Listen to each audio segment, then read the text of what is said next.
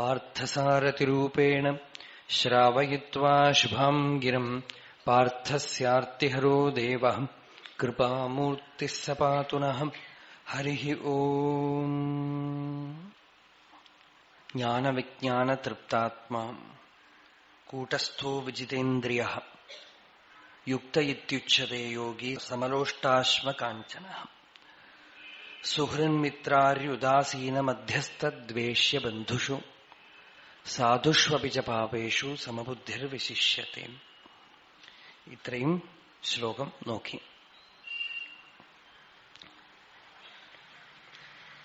ഗീതയുടെ സന്ദേശമായിട്ട് പറയുന്ന ഭഗവത് വചനമാണ് യോഗീ ഭവ അർജുന. യോഗിയായിട്ട് തീരൂ.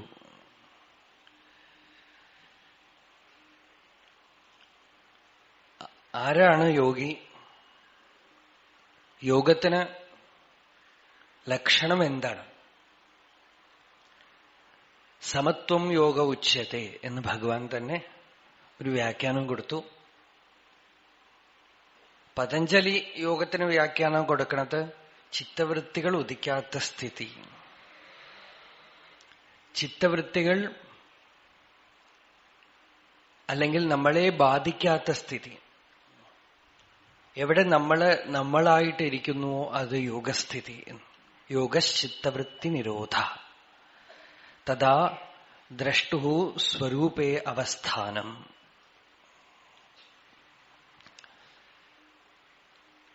ചിത്തവൃത്തി ഉള്ളപ്പോ, തോട്ട്സ് ഉള്ളപ്പോ അപ്പൊ എന്താ കുഴപ്പം? വൃത്തി സാരൂപ്യം എന്ന് പറഞ്ഞു. അതായത് ഓരോ വികാരങ്ങളും വിചാരങ്ങളോടും നമുക്കൊരു സാരൂപ്യം എന്ന് പറഞ്ഞാൽ ഐഡന്റിഫിക്കേഷൻ ഉണ്ടാവും. ആ വൃത്തിയുടെ രൂപം നമ്മളായിട്ട് തീരും. നമുക്ക് കോപം വരുമ്പോ ഞാൻ കോപിക്കല, കോപമായിട്ട് തീരുകയാണ്. എനിക്ക് ഇഷ്ടം തോന്നുമ്പോ ഞാൻ ഇഷ്ടമായിട്ട് തീരുകയാണ്. എനിക്ക് അസൂയ തോന്നുമ്പോ ഞാൻ അസൂയയായിട്ട് തീരുകയാണ്.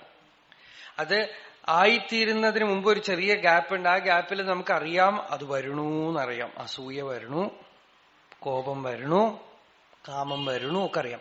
അത് വന്ന് അതായിക്കഴിഞ്ഞാലോ നമ്മളല്ലാതായിട്ട് തീരുകയാണ്.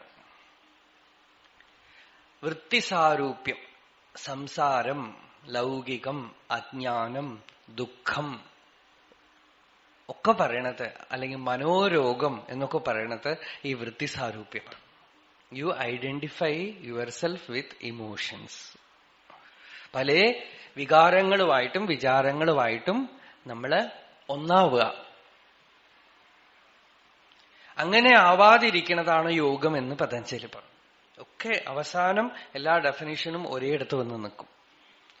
ചിത്തവൃത്തി നിരോധ, വിചാരങ്ങൾ കുറച്ചുകൊണ്ടുവരിക. നമ്മൾ പണത്തിലൊക്കെ പിശുക്ക് പിടിക്കുന്നുണ്ട്. വാസ്തവത്തില് പിശുക്ക് എക്കോണമി നോക്കേണ്ടത് ചിത്തവൃത്തികളെ ഉപയോഗിക്കുന്നതിലാണ്. ചിത്തവൃത്തികളിൽ എക്കോണമിക്കലായിട്ടിരിക്കാം. ചിത്തവൃത്തികളിൽ പിശുക്ക് കാണിക്കാം. ചിന്തിക്കുന്നതിൽ മടി കാണിക്കാം. മനസ്സിനെ ഉപയോഗിക്കുന്നതിലും മടി കാണിക്കാം. ചിത്തവൃത്തികള് കുറയുന്തോറും ശാന്തി കൊടുക്കും. നമ്മൾ ശാന്തമായിട്ട് ഇരിക്കുമ്പോ ശ്രദ്ധിക്കുക, അധികം വിചാരമേ ഉണ്ടാവില്ല. ധാരാളം വിചാരമുള്ളപ്പോ ശാന്തിയില്ല. എപ്പോഴും പറയാറുള്ളതാണല്ലോ, പീസ് ഓഫ് മൈൻഡ് എന്നുള്ള വാക്ക് ശരിയല്ല. മൈൻഡ് ഉണ്ടെങ്കിൽ പീസ് ഉണ്ടാവില്ല, പീസ് ഉണ്ടെങ്കിൽ അവിടെ മൈൻഡും ഉണ്ടാവില്ല. മൈൻഡ് എന്ന് വെച്ചാൽ എന്താ? വൃത്തയ, ചിത്തവൃത്തികളാണ്, തോട്ട്സ്. അപ്പൊ ചിത്തവൃത്തികൾ എത്ര കണ്ട് കുറയണോ അത്ര കണ്ട് ശാന്തി, നിശ്ചലത. നമ്മൾ എപ്പോഴൊക്കെ ഇങ്ങനെ ഇരിക്കണോ, സത്സംഗത്തില് കേൾക്കുമ്പോ ചിലരൊക്കെ അങ്ങനെ കാറ്റുപിടിച്ച പോലെ ഇരിക്കും. എന്താ? ചിത്തവൃത്തികളില്ല, ഒന്നും. We are not thinking anything. And when thoughts are not there, I as a person is not there. ചിത്തവൃത്തികൾ ഇല്ലെങ്കിൽ ഞാനൊരു വ്യക്തിയായിട്ട് അവിടെ ഇല്ല. പിന്നെ എന്തുണ്ട് അവിടെ? നിശ്ചലതയുണ്ട്. ആ നിശ്ചലത എന്റെ സ്വസ്വരൂപമാണ്. ആ നിശ്ചലത ഉണ്മയായ ഞാനാണ്. ചിത്തവൃത്തികൾ വരുമ്പോ ഞാൻ മലയാളിയും തമിഴനും കൊങ്കിണിയും ഗുജറാത്തിയും ഒക്കെ ആയിട്ട് മാറും. ചിത്തവൃത്തികൾ ഇല്ലെങ്കിൽ ഇതൊന്നുമില്ല. ചിത്തവൃത്തികൾ ഉദിക്കുമ്പോ എല്ലാവിധത്തിലുള്ള വ്യാഖ്യാനങ്ങളും ഞാനൊരാളും എന്റെ മുമ്പിൽ ഒരു ലോകവും റിയാക്ഷനും അതിനോടുള്ള പ്രതികരണവും ഒക്കെ ചിത്തവൃത്തികൾ ഉദിക്കുമ്പോ ഉണ്ടാവും. ചിത്തവൃത്തികൾ അടങ്ങുമ്പോ ഒന്നുമില്ല. യോഗചിത്തവൃത്തി നിരോധ. നമ്മൾ ശാന്തമായിട്ടിരിക്കണുണ്ടെങ്കിൽ, പ്രബലമായ ചിത്തവൃത്തികളൊന്നും വരണില്ലെങ്കിൽ നമ്മൾ വേറെ ഒരു സാധനയും ചെയ്യേണ്ട ആവശ്യമില്ല.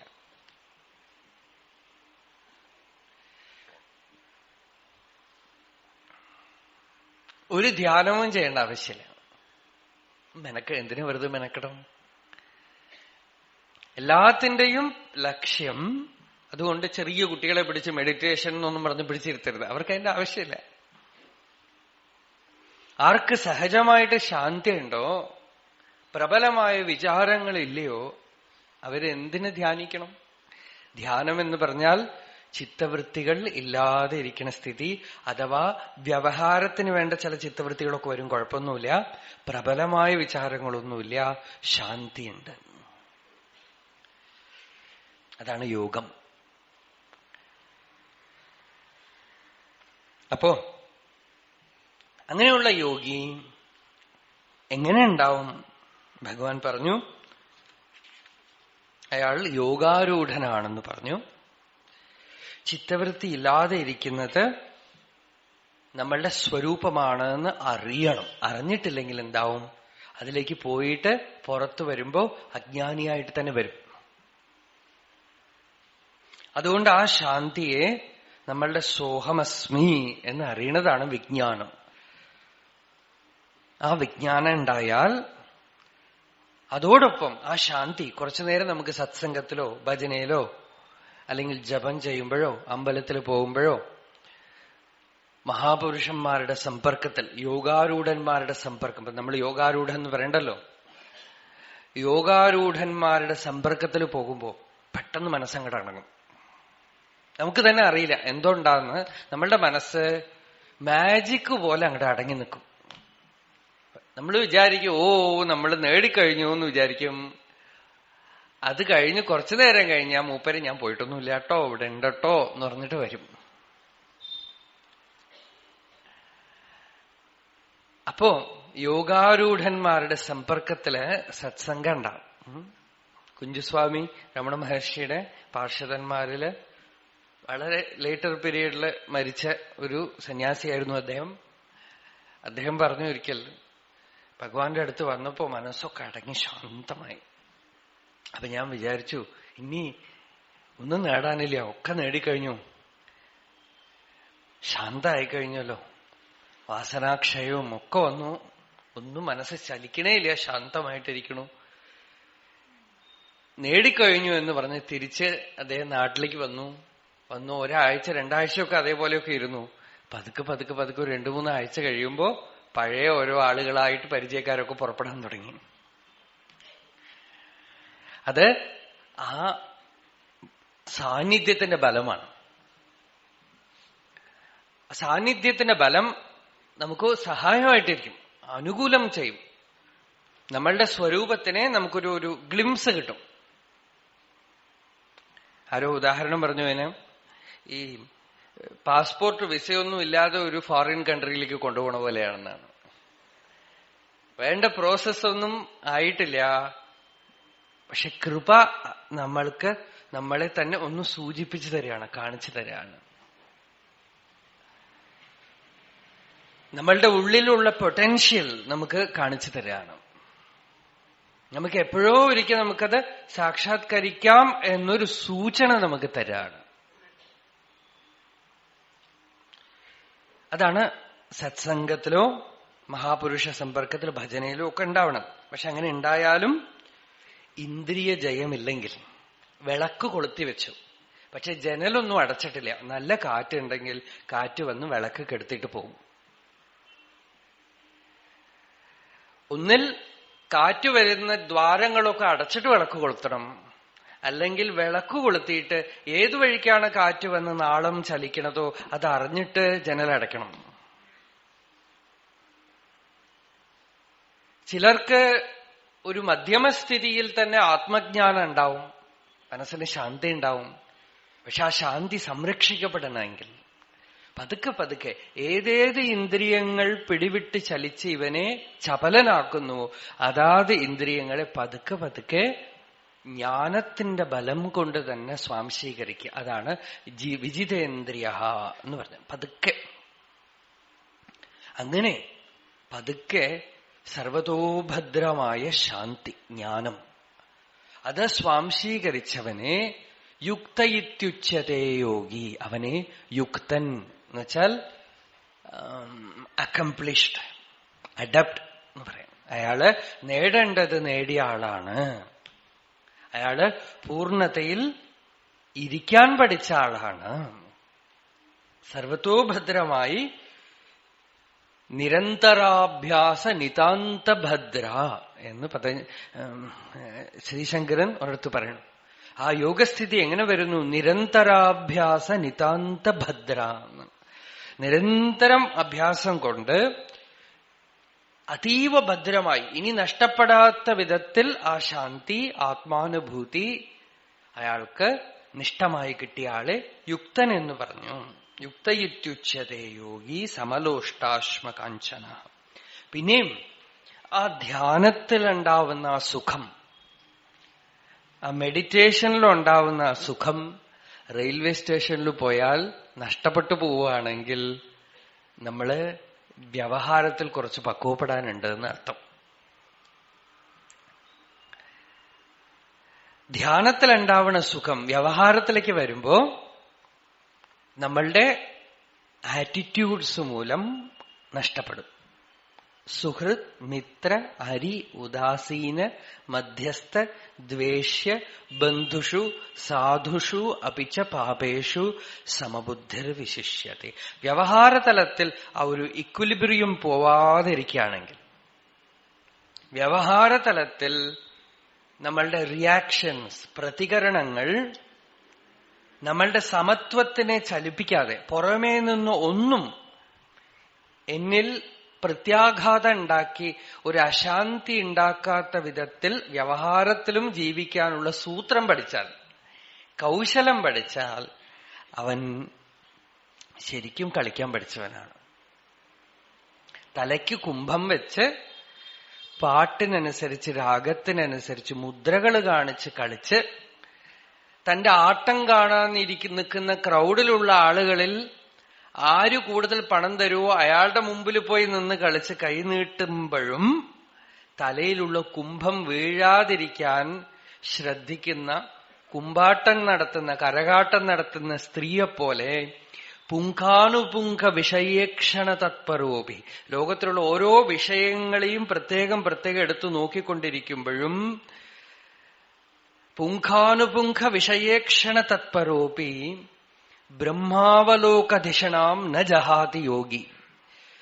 തന്റെ സ്വരൂപത്തിലുള്ള ശ്രദ്ധ പിടിവിടണില്ല എന്നാണ്. എങ്ങനെയാന്ന് വെച്ചാൽ സംഗീത താള ലയ നൃത്യ വശം ഗതാപി മൗലിസ്ഥ കുംഭ പരിരക്ഷണധീഹി നടീവ.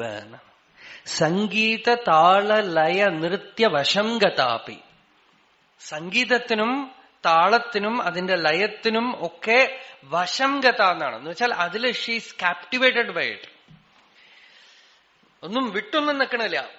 അതുപോലെ തന്റെ വ്യവഹാരത്തിൽ പ്രാരബ്ധത്തിന്റെ താളക്കൊഴുപ്പിനനുസരിച്ച് ആടുമ്പോഴും, പ്രാരബ്ധകർമ്മത്തിന്റെ താളക്കൊഴുപ്പിന് വശപ്പെട്ട് ആടുമ്പോഴും, അതിനനുസരിച്ച് എന്തൊക്കെ പ്രവൃത്തികൾ ചെയ്യണമോ അതൊക്കെ ചെയ്യുമ്പോഴും, അതിനനുസരിച്ച് എന്തൊക്കെ ബന്ധങ്ങളും ദുഃഖങ്ങളും ഒക്കെ അനുഭവിക്കേണ്ടി വരുമോ അതിന്റെ ഒക്കെ നടുവിലിരിക്കുമ്പോഴും ബ്രഹ്മാവലോകധിഷണാം ന ജഹാതി യോഗി. തന്റെ ധിഷണ ജ്ഞാനം, സ്വരൂപത്തിലുള്ള ശ്രദ്ധ അല്പം പോലും വ്യതിചലിക്കാൻ അനുവദിക്കണില്ല. അങ്ങനെ ആയാൽ യുക്ത ഇത്യുച്യത്തെ, അവൻ സ്ഥിതപ്രജ്ഞനാണ്, അവൻ യോഗിയാണ്, അവൻ ഭാഗവതോത്തമനാണ്, അവൻ ഗുണാതീതനാണ്, അവൻ ഭക്തനാണ്, അവൻ വിമുക്തനാണ്. ഇത്രയും ഒരു ലക്ഷ്യത്തിനെ ഭഗവാൻ കാണിച്ചത്. ആ ലക്ഷ്യം നേടണമെങ്കിൽ എന്ത് വേണം? പതുക്കെ പതുക്കെ ഭൂമികാലബ്ധി ഉണ്ടാവണം. അതായത് കൊച്ചിയിൽ വന്നാൽ, പാലക്കാട് നിന്ന് വന്നാൽ ആദ്യം ചെയ്യണ കാര്യം എന്താ? പെട്ടിയൊക്കെ കൊണ്ടുവയ്ക്കാൻ ഒരു സ്ഥലം കണ്ടുപിടിക്കും, അല്ലേ? സ്ഥലം കണ്ടുപിടിച്ച്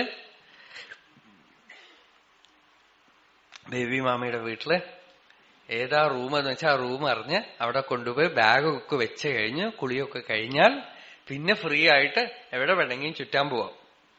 ആ പെട്ടിയും തലയിൽ വെച്ചുകൊണ്ട് നടന്നാലോ?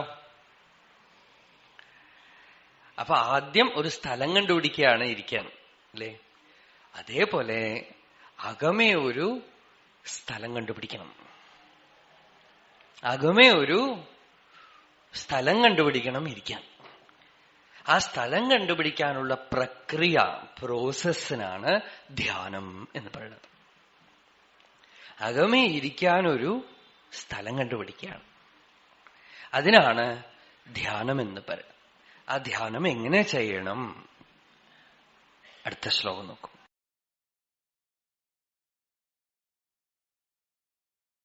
ആ ധ്യാനം എങ്ങനെ ചെയ്യണം? യോഗി യുഞ്ജീത സതതം ആത്മാനം രഹസി സ്ഥിതഃ ഏകാകീയത ചിത്താത്മാ നിരാശീ അപരിഗ്രഹഃ. യോഗി യുഞ്ജീത സതതം ആത്മാനം രഹസി സ്ഥിതഃ ഏകാകി യതചിത്താത്മാ നിരാശീ അപരിഗ്രഹഃ. യോഗി എന്ന് വെച്ചാൽ യുജ് സമാധോ, യുജിര് യോഗേ. പല വിധത്തില് വ്യുത്പത്തിയുണ്ട്. ഇവിടെ യുജ് യോഗി, ധ്യായി എന്നാണ് ആചാര്യസ്വാമികൾ ഭാഷ്യം. ധ്യാനിക്കാൻ പുറപ്പെടുന്നവൻ, ധ്യാനയോഗിയാണ് ഇവിടെ നമ്മളുടെ സബ്ജക്ട്. ആ ധ്യാനയോഗി എന്തു വേണം? യോഗി ധ്യായി സമാദധ്യാത് സർവദാ ആത്മാനം അന്തഃകരണം രഹസി ഏകാന്തേ ഗിരിഗൃഹാദൗ സ്ഥിതഃ സൻ ഏകാകി സമാദധ്യാത്. ഇപ്പോ വളരെ വളരെ ഗൗരവമേറിയ ഒരു വിഷയത്തിലേക്ക് വരാണ്. ധ്യാനം. ധ്യാനം എന്ന് പറഞ്ഞാൽ ഭഗവാനെ ധ്യാനിക്കുക, ആത്മാവിനെ ധ്യാനിക്കുക, ബ്രഹ്മവിചാരം ചെയ്യുക, ഒക്കെ ഇതിൽ പെട്ടു. എങ്ങനെ ചെയ്യണം? സതതം യുഞ്ജീത. ധ്യാനം എന്ന് പറഞ്ഞാൽ അതൊരു പാർട്ട് ടൈം ജോലിയല്ല മുമുക്ഷുവിന്. ലൗകികന് അതൊരു പാർട്ട് ടൈമാണ്. ഇവിടെ ഇപ്പൊ യോഗി എന്ന് പറയുമ്പോ അയാള് തീരുമാനിച്ചു കഴിഞ്ഞു, എനിക്ക് ഭഗവത് സാക്ഷാത്കാരം നേടണം, എനിക്ക് ആ പാരമാർത്ഥികമായ സത്യത്തിനെ അറിയണമെന്ന് തീരുമാനിച്ചവന്റെ വിഷയമാണ് ഇവിടെ പറയണത്. അങ്ങനെയുള്ള ആള് സതതം യുഞ്ജീത, എപ്പോഴും എന്ന് പറഞ്ഞു. എപ്പോഴും മനസ്സിനെ യോഗസ്ഥിതിയിലേക്ക് കൊണ്ടുവരട്ടെ. എങ്ങനെ ചെയ്യണം? ഏതിലാണ് മനസ്സിനെ ഇരുത്തേണ്ടത്?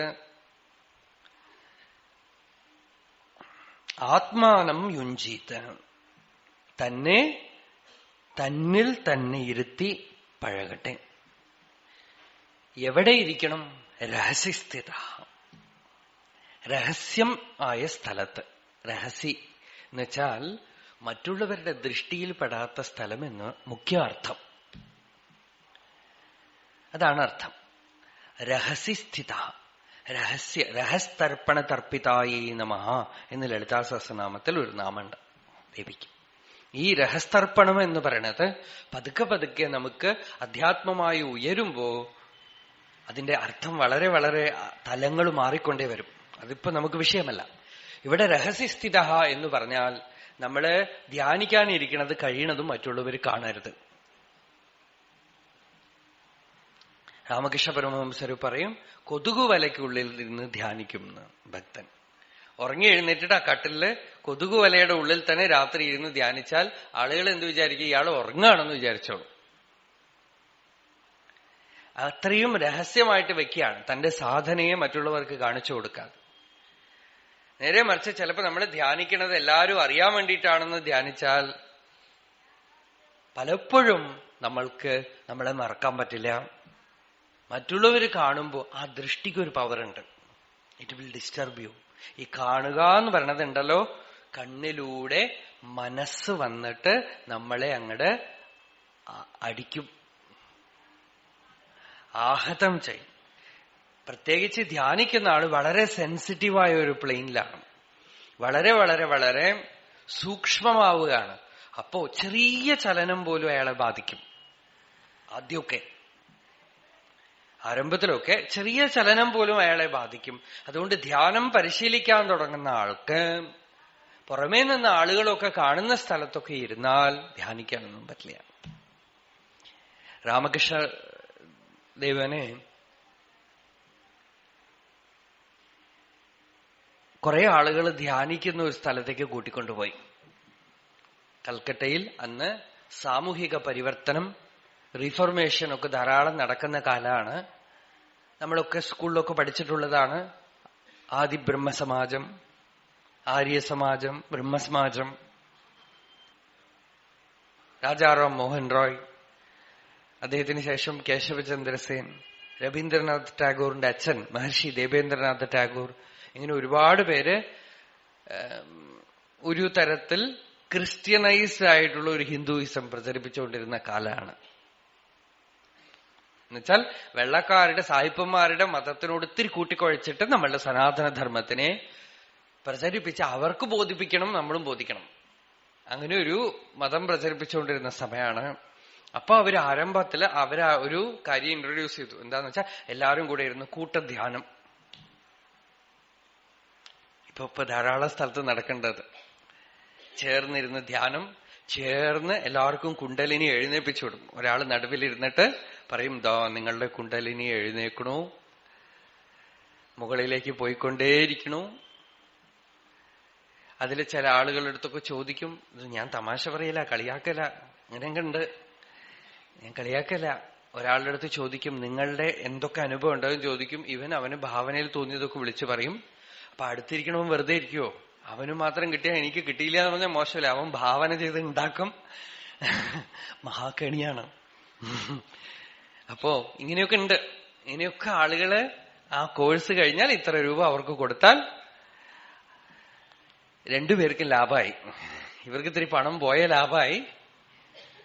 ഇവർക്ക് പിന്നെ ഗുണമുണ്ട്. എന്താന്ന് വെച്ചാൽ ഈ IT കമ്പനിയിൽ ജോലി ചെയ്യുന്ന ആളുകൾക്ക് ഉറങ്ങാൻ പോലും സമയമില്ല. പാവം അവരെ ഒരു മണിക്കൂർ അടക്കിയിരുത്തുക എന്നുള്ളത് തന്നെ വലിയ കാര്യമാണ്. അവരടങ്ങിയിരുന്നാൽ തന്നെ അവർക്ക് വലിയ അച്ചീവ്മെന്റ് ആണ്. അവർക്കൊരു 500 1000 പോയതുകൊണ്ട് അവർക്ക് വലിയ ദോഷമൊന്നുമില്ല. ആ കിട്ടുന്ന ആൾക്ക് പണം ലാഭം, ഇവർക്ക് ശാന്തി ലാഭം. ഇത്തിരി ആരാ കൂടുതൽ ലാഭം എന്നുള്ളത് ചോദിച്ചാൽ പോയി.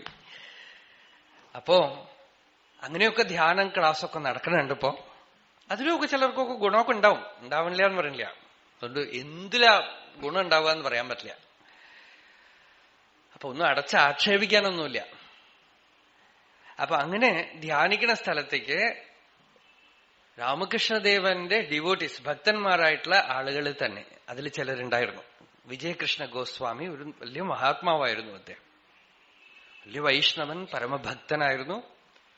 വിജയകൃഷ്ണ ഗോസ്വാമി ആദ്യം ഈ മൂവ്മെന്റിന്റെ ആചാര്യനായിരുന്നു.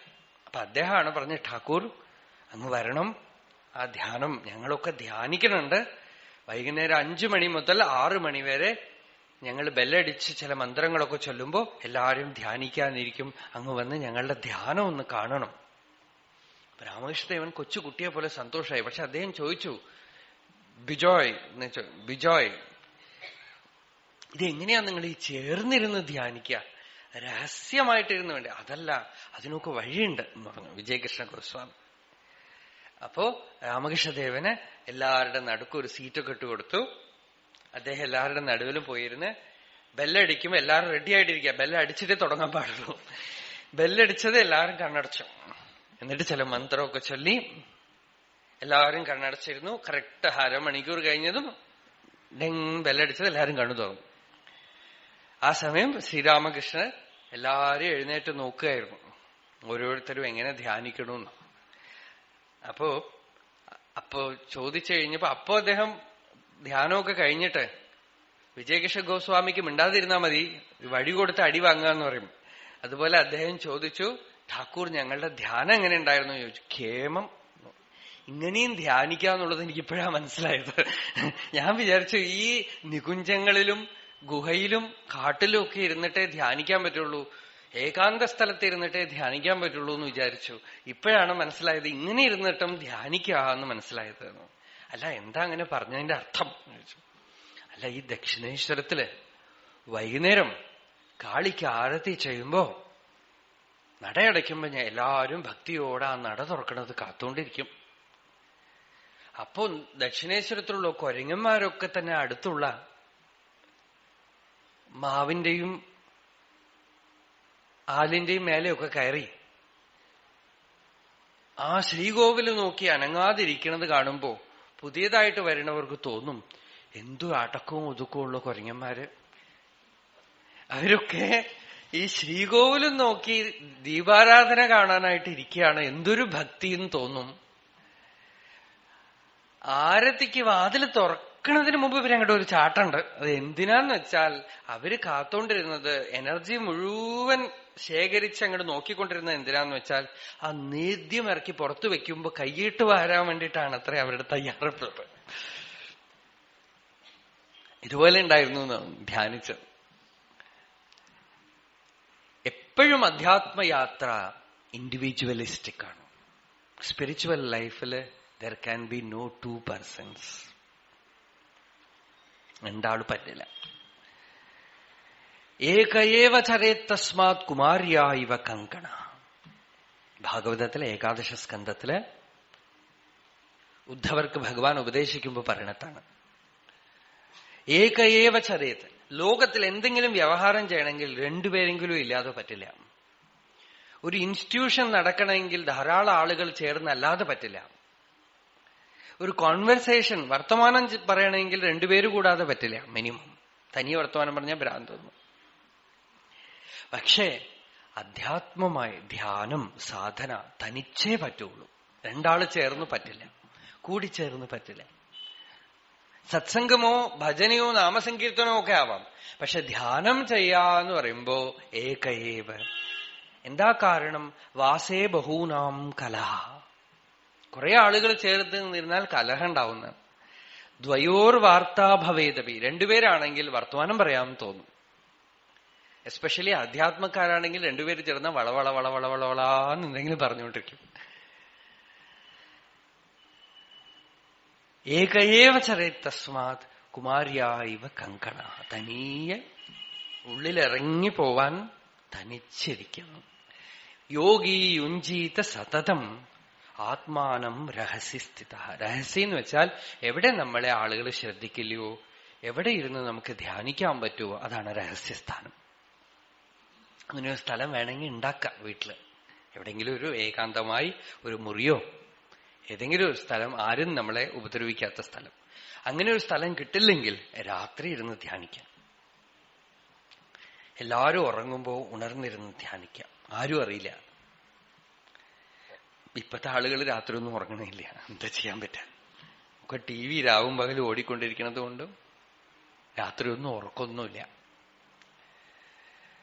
3 തരക്കാര് ഉറങ്ങില്ല എന്നാണ്. യോഗിയും ഉറങ്ങില്ല, രോഗിയും ഉറങ്ങില്ല, ഭോഗിയും ഉറങ്ങില്ല. 4 തരക്കാരാണ്. ദ്രോഹിയും ഉറങ്ങില്ല. രാത്രി ഉറക്കമില്ല അവർക്ക് 4 പേർക്കും. രാത്രി സമയത്തിലെ നിശ്ചലതയിൽ, ശാന്തിയിൽ ധ്യാനിക്കുക. ഒരു ഡിസ്റ്റർബൻസ് ഇല്ല. മാത്രമല്ല എല്ലാവരുടെ മനസ്സ് അടങ്ങണത് കൊണ്ട് ആ സൈക്കിക് വൈബ്രേഷൻസും കുറയൊക്കെ കുറയും. ഒരു ശാന്തി ഉണ്ടാവും, നിശ്ചലത ഉണ്ടാവും, സാത്വികത ഉണ്ടാവും. രാമകൃഷ്ണ പരമഹംസർ തന്റെ ശിഷ്യന്മാരെയൊക്കെ രാത്രി എഴുന്നേൽപ്പിച്ചിട്ട് ധ്യാനിക്കാനും ജപം ചെയ്യാനൊക്കെ പറയും. പകല് രാവിലെ ബ്രാഹ്മ മുഹൂർത്തത്തിൽ എഴുന്നേറ്റ് ജപിക്കണം. മധ്യാഹ്ന സമയത്ത് ജപധ്യാനങ്ങൾ ചെയ്യണം. സന്ധ്യാകാലത്തിൽ ജപധ്യാനം ചെയ്യണം. ഉറങ്ങാൻ പോകുമ്പോ ജപധ്യാനം ചെയ്യണം. അർദ്ധരാത്രിക്ക് അവർക്ക് താന്ത്രികന്മാരാണ്. ബംഗാളില്. അതുകൊണ്ട് നമ്മൾക്ക് വൈദിക സംസ്കാരത്തിൽ രാത്രി എന്നുള്ള പരിപാടി അധികം ഇല്ല. പ്രഭാതം പ്രദോഷമാണ് വൈദികം. അത് അധ്യാത്മ ജീവിതത്തിലേക്ക് വരുമ്പോ നമുക്ക് ആത്മവിചാരം ചെയ്യാനും ധ്യാനിക്കാനും ഒക്കെ ഒരു സമയവും കിട്ടണില്ലെങ്കിൽ രാത്രി സമയത്താവാം. ശാന്തിയിൽ രഹസ്യസ്ഥിത, എങ്ങനെ ഏകാക്കി തനിച്ച്, യഥചിത്താത്മാ, മനസ്സിനെ നല്ലവണ്ണം സമീകരിച്ചു കൊണ്ടുവന്ന ആള്, ആഹാരത്തിനെ നിയന്ത്രണം ചെയ്ത ആള്. പ്രപഞ്ചസാരതന്ത്രത്തില് ധ്യാനിക്കാനിരിക്കണതിന് മുന്നോടിയായിട്ട് പറയണത് കഴിച്ചു കഴിഞ്ഞ ഭക്ഷണം നല്ലവണ്ണം ജീർണായിരിക്കണം, ഉറക്കം ബാക്കി നിൽക്കാൻ പാടില്ല എന്നാണ്. ഉറക്കം ബാക്കി നിൽക്കാൻ പാടില്ല എന്ന് പറഞ്ഞാൽ ചിലർ പറയും 8 മണിയായാലും ബാക്കി നിൽക്കും നേരം വിളിച്ച്. അങ്ങനെയല്ല, അതിനനുസരിച്ച് ആഹാരം എത്ര കഴിക്കണോ അതിനനുസരിച്ച് ഉറക്കം വരും. അതുകൊണ്ട് അതിനനുസരിച്ച് ആഹാരം കുറച്ചോളണം, അതിനനുസരിച്ച് ഉറക്കം കുറയും. ഇതൊക്കെ സാധന ചെയ്യുമ്പോൾ, പണിയെടുക്കാൻ പോണ ആളുകൾ ആഹാരം കുറച്ചോ ഉറക്കമൊക്കെ കുറച്ചോ ഒന്നും ചെയ്യാൻ പറ്റില്ല.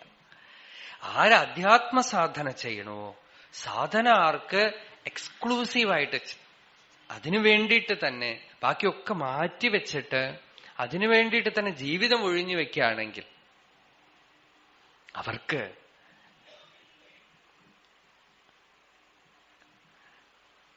ശരീരത്തില് വളരെ ആവശ്യത്തിന് വേണ്ട ഭക്ഷണവും മറ്റുമൊക്കെയായി ഒരു മോഡറേഷനിൽ ഇരുന്നുകൊണ്ട് ഏകാക്കി ജപം, ധ്യാനം എന്ന് പറഞ്ഞാൽ ജപവും അതിലടക്കം, ജപം ചെയ്യാൻ.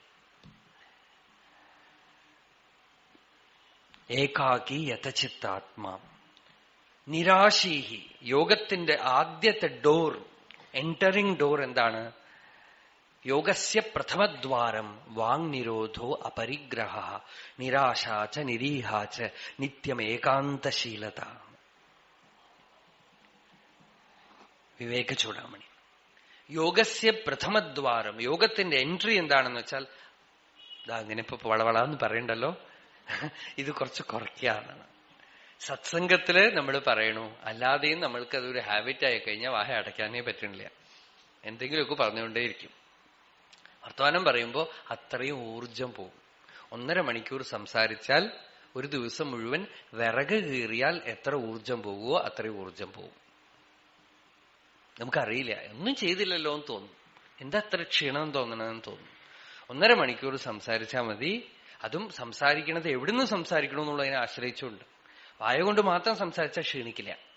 ഉള്ളുകൊണ്ട് നാഭീ ഹൃത്കണ്ഠരസന, നാഭീന്ന് വാക്കുകളൊക്കെ വരികയാണെങ്കിൽ പെട്ടെന്ന് ക്ഷീണിച്ചു തളർന്നു. അപ്പോ വാക്കിനെ വേണ്ട വിധത്തിൽ ഉപയോഗിക്കുക. വാക്ക് പ്രാണനാണ്. അതുകൊണ്ട് വാങ് നിരോധം, ആവശ്യത്തിലധികം വസ്തുക്കളെ ശേഖരിച്ചു വെക്കാതിരിക്കുകയാണ്. എന്താന്ന് വെച്ചാൽ ആ വസ്തുക്കളൊക്കെ നാളെ നമ്മൾ അതിനൊക്കെ നോക്കണം.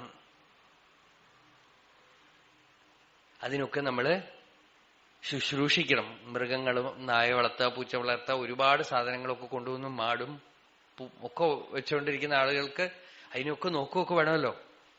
അതേപോലെ വസ്തുക്കൾ, വലിയ വലിയ വീടുകൾ സർവത്ര കെട്ടിയുണ്ടാക്കിയൊക്കെ വെച്ചാൽ അതിനൊക്കെ പോഷണം ചെയ്യണം. അതിനൊക്കെ അപ്പപ്പോ നോക്കണം. ധാരാളം പണം ഉണ്ടാക്കി വെച്ചാൽ ഇതൊക്കെ കള്ളം കൊണ്ടുപോകുമോ എന്നുള്ള പേടി, അപരിഗ്രഹം. അപ്പൊ ആവശ്യത്തിലധികം ഒന്നും ശേഖരിക്കാതിരിക്കുക. അതൊക്കെ പ്രിപ്പറേഷനാണ്. ഈ റോക്കറ്റിലേക്ക് ഒരാളെ കയറ്റി വിടുമ്പോഴേ അയാൾ വലിയൊരു ഭാണ്ഡം തൂക്കിക്കൊണ്ടുപോകാൻ സമ്മതിക്കില്ലല്ലോ. മുകളിലേക്ക് പോകുമ്പോ, പ്ലെയിനിൽ പോകുമ്പോ പോലും ലിമിറ്റഡ് ലഗേജ് അല്ലേ സമ്മതിക്കുള്ളൂ. നമ്മളിപ്പോ ട്രെയിനിലൊക്കെ പോകുമ്പോ ചിലര് ഒരു പ്ലെയിനിന് വേണ്ട ലഗേജ് ഒരാളുടെ കയ്യിലുണ്ടാവും. അതവര് മുകളിലേക്ക് പോകുമ്പോ സമ്മതിക്കില്ല. അതേപോലെ ധ്യാനത്തിന് തയ്യാറാവണമെന്നും പതുക്കെ പതുക്കെ ഇവിടെ ലൈറ്റ് ആവണം എന്നാണ്. കുറച്ചു കുറച്ചായിട്ട് അങ്ങോട്ട് കുറച്ചുവിടുക. പതുക്കെ പതുക്കെ ശനൈഹി ശനൈഹി ഉപരമേത് എന്നാണ്. പതുക്കെ പതുക്കെ പതുക്കെ പതുക്കെ നമ്മള് ഒറ്റയടിക്കെല്ലാം എക്സെൻട്രിക് പോലെ പെരുമാറാൻ പാടില്ല. പതുക്കെ മനസ്സിലാക്കി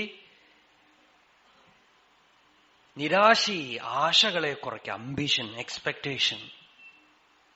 ലോകത്തില് പലതുണ്ട്. എന്നിട്ട് മെഡിറ്റേഷനും ഇരുന്ന ഒന്നും നടക്കില്ല. അതുകൊണ്ടാണ് ആദ്യം പറയുന്നത് ആശയെ ഭഗവത് സാക്ഷാത്കാരം നേടണം, ആത്മസാക്ഷാത്കാരം നേടണം എന്ന് തിരിച്ചുവിടുന്നു. പിന്നെ അതും പോണം. ആശയൈ അറുമിൻ, ആശയൈ അറുമിൻ ഈശനോടാകിലും ആശയെ അറുമിൻ, ആശൈ പടപ്പട തുன்பം താനേ, ആശൈ വിടവിട ഇൻപം താനേ എന്ന് ഒരു സിദ്ധൻ പാടി. ആശയെ അറുമിൻ ആദ്യം പറയാൻ കാരണം എന്താണെന്ന് വെച്ചാൽ ലൗകികമായ ആഗ്രഹങ്ങളൊക്കെ വിടും. എങ്ങനെ വിടും? ഭഗവാനെ പ്രാപിക്കണം, ഭഗവത് സാക്ഷാത്കാരം. പക്ഷെ ഭഗവാൻ എന്ന് പറയുന്നത് ആശ കൊണ്ട് പ്രാപിക്കുന്ന സാധനമല്ല. ആ ഒരു ആഗ്രഹം അവസാനം ബാക്കി നിൽക്കും. അതും അങ്ങോട്ട് വിട്ടാൽ എന്തുണ്ടോ അതാണ് ഭഗവാൻ. ആശയെ അറുമിൻ, ആശയെ അറുമിൻ, ഈശനോടാകിലും ആശയെ അറുമിൻ, ആശൈ പടപ്പട തുன்பം താനേ, ആശൈ വിടവിട ഇൻപം താനേ. ആ ആശ എന്ന് പറയണത് എപ്പോ ഉള്ളൊന്നും പോയോ അപ്പം നമ്മൾ മുക്തരാവും. യഥാ സർവേ പ്രമുച്യന്തേ കാമായേസ്യ ഹൃദിശ്രിതാ അഥമർത്യോ അമൃതോ ഭവതി അത്ര ബ്രഹ്മ സമശ്നുതേ. ഇവിടെ ബ്രഹ്മജ്ഞാനിയായിട്ട് തീരുന്നു. അഥമർത്യോ അമൃതോ ഭവതി, അവൻ അമൃതനായിട്ട് തീരും. ഇവിടെ തന്നെ വിമുക്തനായിട്ട്, ജീവൻ മുക്തനായിട്ട്. അപ്പോ നിരാശീഹി അപരിഗ്രഹ, ഇതൊക്കെ പ്രിപ്പറേഷനാണ്. അപ്പൊ ആഗ്രഹങ്ങളെ വിടുക എന്ന് വെച്ചാൽ മുഴുവൻ അങ്ങോട്ട് വിടുകയല്ല. അങ്ങനെ വിട്ടു കഴിഞ്ഞാൽ നമ്മൾ അപ്പൊ തന്നെ പിന്നെ ധ്യാനിക്കേണ്ട ആവശ്യമൊന്നുമില്ല. അപ്പൊ ആഗ്രഹങ്ങളെ വിടുക എന്ന് പറയണത് കമ്പൽഷൻ ഇല്ലാതിരിക്കുക. പലതും തോന്നും നമുക്ക്, അല്ലേ? ഇന്ത്യൻ പ്രസിഡന്റിനെ കാണുമ്പോൾ നമ്മൾ അവിടെ ഇരിക്കേണ്ടതായിരുന്നു നമുക്ക് തോന്നിയെന്ന് വരും. നമ്മൾ അതിനുവേണ്ടി ശ്രമിക്കുവോ? ഒന്നുമില്ലല്ലോ. പ്രൈം മിനിസ്റ്ററെ കണ്ടു, അവരെ കണ്ടു, ഇവരെ കണ്ടു, ഇതൊക്കെ ആയാ വേണ്ടില്ല എന്ന് തോന്നി. നമുക്കറിയാം ഇറ്റ്സ് നോട്ട് പോസിബിൾ എന്നുള്ളത്, അല്ലേ? അതേപോലെ നമ്മളുടെ അണ്ടർസ്റ്റാൻഡിങ് കുറച്ചുകൂടെ ഉയർന്നാൽ നമ്മളുടെ പ്രാരബ്ധം അനുസരിച്ച് എന്തുണ്ടോ അതേ നടക്കുള്ളൂ. ആഗ്രഹമൊക്കെ വരും, വന്നിട്ട് പോട്ടെ എന്ന്. ഭൃത്യഭാവം എന്നൊന്നുണ്ട്. ഭഗവാന്റെ ഭൃത്യനാണ് ഞാനെന്ന് കരുതിയാൽ ആ ഭൃത്യഭാവത്തിൽ എന്താ വിശേഷം എന്ന് വെച്ചാൽ, ഭൃത്യന് പലതും ആഗ്രഹം ഉണ്ടാവും. ഒരു വീട്ടിലെ ജോലിക്കാരന് യജമാനന്റെ സോഫയിൽ കയറി ഇരിക്കണമെന്ന് ആഗ്രഹം ഉണ്ടാവും, ഓഫീസിലിരിക്കണമെന്ന് ആഗ്രഹം ഉണ്ടാവും. അവരുടെ വീട്ടിൽ AC ഉണ്ട്, ഞാനും ആ AC പോയി കിടക്കണമെന്ന് ആഗ്രഹം ഉണ്ടാവും. അയാൾക്ക് പലതും തോന്നും. പക്ഷെ അയാൾ തീരുമാനിച്ചിരിക്കുന്നത് എന്താ? ഇവിടെ പണിയെടുക്കാൻ ഞാൻ വന്നിരിക്കുകയാണ്, എന്തോ ഭക്ഷണം തരണു, കഴിക്കണം, നമ്മുടെ കുടുംബം എവിടെയുണ്ടോ കഴിഞ്ഞു പോണം. നമ്മൾ ആഗ്രഹിക്കണമൊന്നും ഇപ്പൊ നടക്കില്ല. അദ്ദേഹം എന്താ തരണമെന്ന് വെച്ചാ വാങ്ങിക്കാന്ന്. ഇതേപോലെ ഭഗവാൻ അല്ലെങ്കിൽ നമ്മളുടെ ജീവിതത്തിലെ പ്രാരബ്ധം അനുസരിച്ച് എന്തൊക്കെ what is destined to happen that alone will happen. എന്താണോ പ്രാരബ്ധം അനുസരിച്ച് വരാനുള്ളത് അതേ വരുള്ളൂ. അതിന്റെ ഇടയിൽ കുറുക്കെ ഞാൻ വലിയ കാമന ഒന്നും വെച്ചിട്ട് കാര്യമില്ല. നമ്മളുടെ ആഗ്രഹമൊക്കെ എങ്ങനെയാന്ന് വെച്ചാൽ, ഒരു വണ്ണാൻ ഒരു കഴുത ഉണ്ടായിരുന്നു. ആ കഴുത നല്ല വണ്ണം പണിയെടുത്തിരുന്നു. വയസ്സായപ്പോ കഴുതയ്ക്ക് വണ്ണാൻ ഒന്നും കൊടുക്കില്ല, ഭക്ഷണം ഒന്നും കൊടുക്കില്ല, കെട്ടിയിട്ടിട്ടൊന്നുമില്ല. അതിന് വേണമെങ്കിൽ എവിടെയെങ്കിലുമൊക്കെ തണ്ടി തിന്നാം. കഴുതയിട്ട് തല്ലുകയും ചെയ്യും. എന്താന്ന് വെച്ചാൽ അപ്പപ്പോ അമറും, അപ്പൊ തല്ല് കിട്ടും. എന്നാ ഈ കഴുത ഈ തല്ലൊക്കെ കൊണ്ടിട്ട് ഈ വണ്ണാന്റെ വീട് വിട്ടു പോകണ്ടോ? അതോട്ട് പോണൂല്ല. അപ്പൊ ഈ വണ്ണാന്റെ വീട്ടിലൊരു നായ ഉണ്ട്. ആ നായ ചോദിച്ചു കഴുതയുടെ അടുത്ത്, നീ ഇത്രയും തല്ലു കൊണ്ടിട്ട് എന്തിനാ അവിടെ നിൽക്കണം, പോയിക്കൂടെ നിനക്ക് എന്ന് ചോദിച്ചു. കഴുത പറഞ്ഞു, അത് ചെറിയൊരു അംബീഷൻ. കഴുതയ്ക്കൊരു ആഗ്രഹം. എന്താ ആഗ്രഹം ചോദിച്ചു. ഈ വണ്ണാനൊരു മകളുണ്ട്. ആ മകൾക്ക് കുറെ ദിവസമായിട്ട് ജാതകം നോക്കണു, ഒന്നും ഇഷ്ടപ്പെടുന്നില്ല എന്ന് പറഞ്ഞു ആ കുട്ടി. അപ്പൊ ഒരു ദിവസം വണ്ണാൻ ദേഷ്യപ്പെട്ടിട്ട് പറഞ്ഞു അത്രേ, ഇനി നീ ആരെങ്കിലും ഇഷ്ടപ്പെടുന്നില്ല എന്ന് പറഞ്ഞാൽ തന്നെ ഈ കഴുതയ്ക്ക് കല്യാണം കഴിച്ചു കൊടുക്കുമെന്ന് പറഞ്ഞു അത്രേ. അപ്പൊ കഴുത പറയാ, അത് എപ്പോഴെങ്കിലും ഒക്കെ ഒന്ന് കിട്ടുമോ എന്ന്.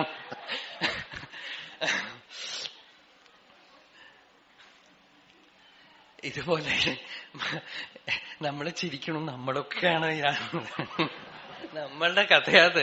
എന്തോ നടക്കാൻ പോണു ഫ്യൂച്ചറില്, നമ്മൾക്ക് എന്തൊക്കെയോ ഭാവനയുണ്ട്, അതൊക്കെ കിട്ടാൻ പോണു എന്ന് പറഞ്ഞിട്ടാണ് ഈ പ്രാരബ്ധത്തിന്റെ തല്ലും മേടിച്ച് ഇവിടെ കിട്ടാൻ പോണതിനെങ്ങനെ നിക്കണത്. എന്തോ സാധിക്കാൻ പോണെന്ന് പറഞ്ഞ് ആഗ്രഹം സാധിക്കാൻ പോണെന്ന് പറഞ്ഞ് നിക്കണത്. അപ്പോ ഈ ഒരു അറിവെങ്കിലും നമ്മളുടെ ഉള്ളിലുണ്ടായാൽ പലതും ആഗ്രഹമൊക്കെ തോന്നും. തോന്നിയിട്ട് പോട്ടെ, ഇതിനൊന്നും വേണ്ടിയിട്ട് മെനക്കെടാനോ ജീവിതം കളയാനോ ഒന്നും ഞാനില്ല. എന്തെങ്കിലുമൊക്കെ നടന്നാൽ നടക്കട്ടെ, ഇല്ലെങ്കിൽ വേണ്ട, അത്ര തന്നെ. അത്രയൊക്കെ ഒരു കോമൺ സെൻസ്,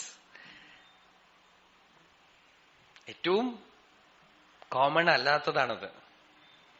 ഈ കോമൺ സെൻസ് ഉണ്ടെങ്കിൽ, സാധാരണ ആളുകൾക്ക് ഉണ്ടാവേണ്ടതാണത്, അതുണ്ടെങ്കിൽ മതി നമുക്ക്. വലുത് വേറൊന്നും വേണ്ട. അത്രയൊക്കെ ആഗ്രഹമൊക്കെ ഉണ്ട്, ചിലതൊക്കെ നടന്നാൽ നല്ലത്, നടന്നില്ലെങ്കിൽ വേണ്ട, അത്രയും. ആ നിരാശി, ആവശ്യത്തിലധികം വസ്തുക്കളെ ശേഖരിച്ചു വെക്കണില്ല. അപരിഗ്രഹ.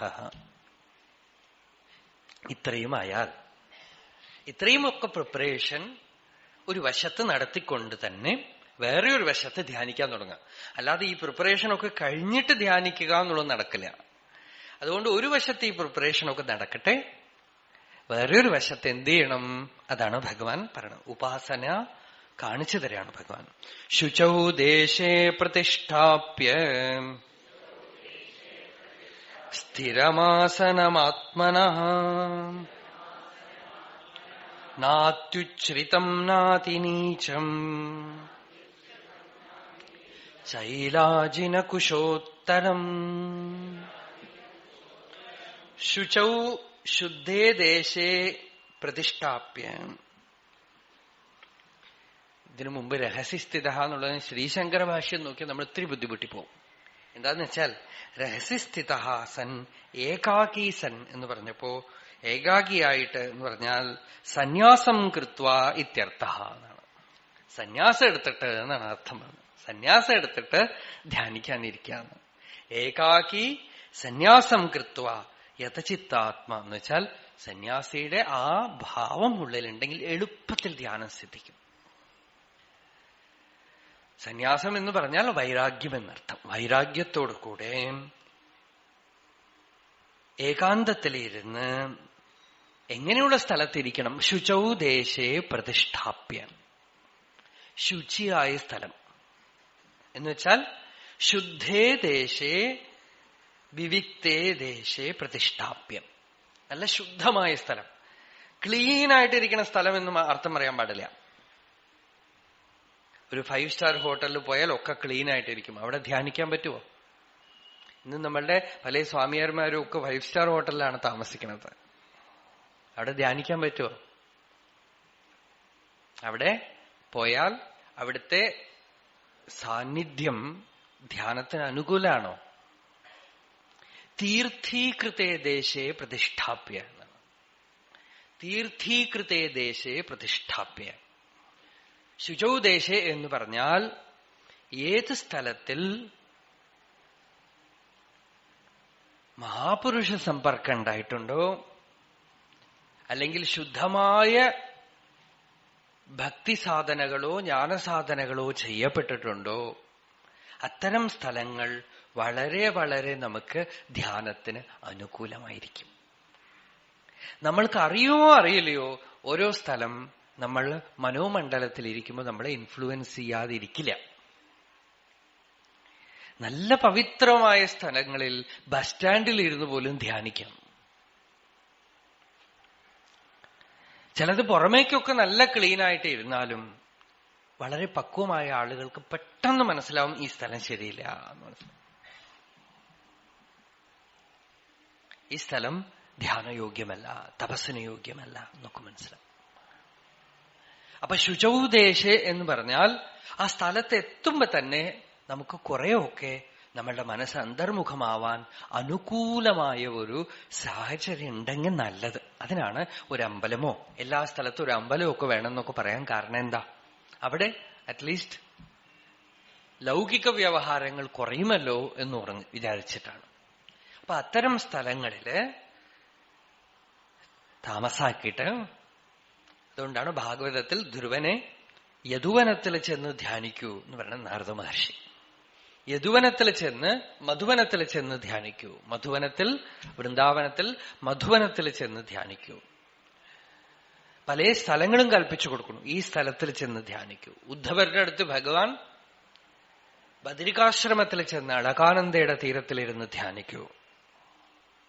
നമ്മളങ്ങനെ തീർത്ഥക്ഷേത്രങ്ങളിലേക്കൊക്കെ പോണമെന്നില്ല. നമ്മൾ എവിടെയെങ്കിലും ഒരു ഏകാന്തവും ശുദ്ധവുമായ ഒരു സ്ഥലം കൽപ്പിക്കാം. ഇതൊക്കെ യോഗസാധനയ്ക്കാണ് പറയണത് കേട്ടോ. ആർക്കാണോ അല്പം ഉള്ളിൽ അനുഭൂതി ഉണ്ടായത് അവർക്ക് ഇതൊന്നും പ്രശ്നമല്ല, എവിടെയാണെങ്കിലും ഇരിക്കാം. ഇനിയിപ്പോ ചിലപ്പോ ബസ്സിൽ പോകുമ്പോ ട്രെയിനിൽ പോകുമ്പോഴൊക്കെ ധ്യാനം വരും. അതും നല്ലതാ. ചിലരൊക്കെ പറയണ്ടോ ട്രെയിനിൽ പോകുമ്പോ ബസ്സിൽ പോകുമ്പോഴൊക്കെ ധാരാളം ജപം ചെയ്യാൻ പറ്റണ്ട. അതൊക്കെ കണ്ടുപിടിച്ചോളും. ഇതൊക്കെ നമ്മള് അജ്ഞാനം കൊണ്ട് അയ്യോ ബസ്സിൽ പോകുമ്പോ ജപിക്കാൻ പാടില്ല എന്ന് പറഞ്ഞിട്ട് ബസ്സിൽ പോകുമ്പോ ഉറങ്ങാനേ പാടുള്ളൂ, അങ്ങനെയാണ് ഒരു ആചാരം എന്ന് വിചാരിക്കരുത്. മുമ്പിലിരിക്കുന്ന കമ്പിയിലൊക്കെ കുറെ മുട്ടി അടുത്തിരിക്കുന്ന ആളുടെ മേത്തൊക്കെ വീണ് ഒരാൾ വീണ് ഒരിക്കൽ മതിയായിട്ട് ഞാൻ എഴുന്നേറ്റ് നിന്നു, അയാൾ ചോട്ടിലും വീണു. കുറെ നേരം മേലെ വീണു. ധ്യാനിക്കുന്നതിന് മുമ്പ് കുറെ നേരമായിട്ട് ഇങ്ങനെ മേത്ത് വീണുകൊണ്ടേയിരിക്കണം. കുറച്ചു നേരം പറഞ്ഞു, ഇതിപ്പോ ഈ ആട്ടുകല്ലാടുന്ന പോലെ ഇങ്ങനെ അങ്ങടേക്ക് ഇട്ടാ അങ്ങോട്ട് വീഴും, ഇങ്ങോട്ട് വിട്ടാ അങ്ങോട്ട് വീഴും. 2-3 പ്രാവശ്യം മുമ്പിലിരിക്കണ കമ്പിയിലും ഇതിലൊക്കെ വിട്ടു. അയാൾ വീണിട്ട് പിന്നെ ജാഡിയതയോടുകൂടെ എഴുന്നേറ്റിരുന്നു. ഞാൻ അടുത്ത സീറ്റിലേക്ക് പോയിരുന്നു. എന്റെ വേറെ ഒരാൾ വന്നിരുന്നു. അയാൾ കുറെ നേരം കഴിഞ്ഞപ്പോ ഇയാളിങ്ങനെ വീണ് അവസാനം അയാൾ എന്ത് ചെയ്തു അറിയോ? ഈ ഉറങ്ങണ ആളുടെ തോളിലൊരു തുണിയുണ്ട്, അതെടുത്തിട്ട് ഇയാളുടെ തലയോട് ചേർത്ത് അങ്ങോട്ട് കെട്ടി. എന്നിട്ടും എഴുന്നേറ്റില്ല. പാവം എത്ര ദിവസം ഉറങ്ങാണോ അറിയില്ല. എന്നിട്ടും എഴുന്നേറ്റില്ല. അപ്പൊ ബസ്സിലിരിക്കുമ്പോ ഇങ്ങനെയൊക്കെ ചെയ്യണം എന്നൊരു ആചാരമാണെന്ന് ചിലർ ധരിച്ചു വെച്ചിട്ടുണ്ട്.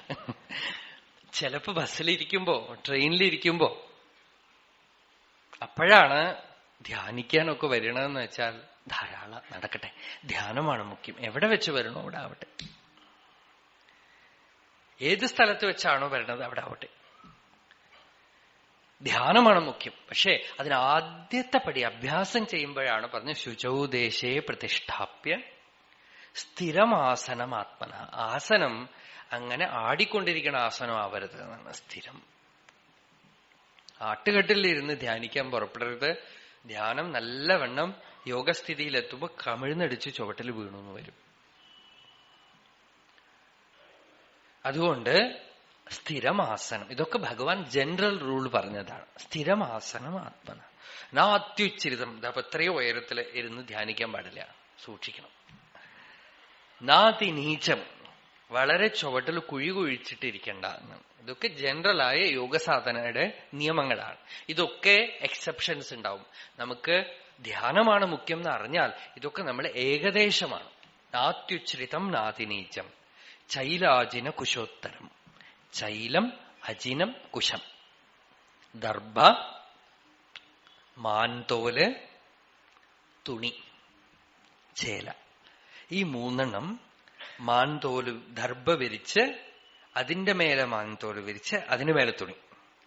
ചൈല, അജിന, കുശോത്തരം വിപരീതമായിട്ടാണ് ഭഗവാൻ പറഞ്ഞിരിക്കുന്നത്. കുശം വെച്ച് അതിന്റെ മേലെ അജിനം വെച്ച് അതിന്റെ മേലെ ചേല, അങ്ങനെ വെച്ച്. ഇപ്പോ ഇതൊക്കെ പഴയ കാലത്തെ സമ്പ്രദായമായിരുന്നു. ഇപ്പൊ നിങ്ങൾ മാൻതോല് എവിടുന്നെങ്കിലൊക്കെ കൊണ്ടുവരാൻ പോയാൽ നിങ്ങളെ പിടിച്ച് ഉള്ളിലിടും. മാൻതോല് പുലിത്തോലൊന്നും വേണ്ട. ആളുകൾ പലരും ചോദിക്കേണ്ട, എന്തുകൊണ്ടാ ഈ മാൻതോല് പുലിത്തോലും ഒക്കെ ഋഷികൾ ധ്യാനിക്കാൻ ഉപയോഗിക്കണത്?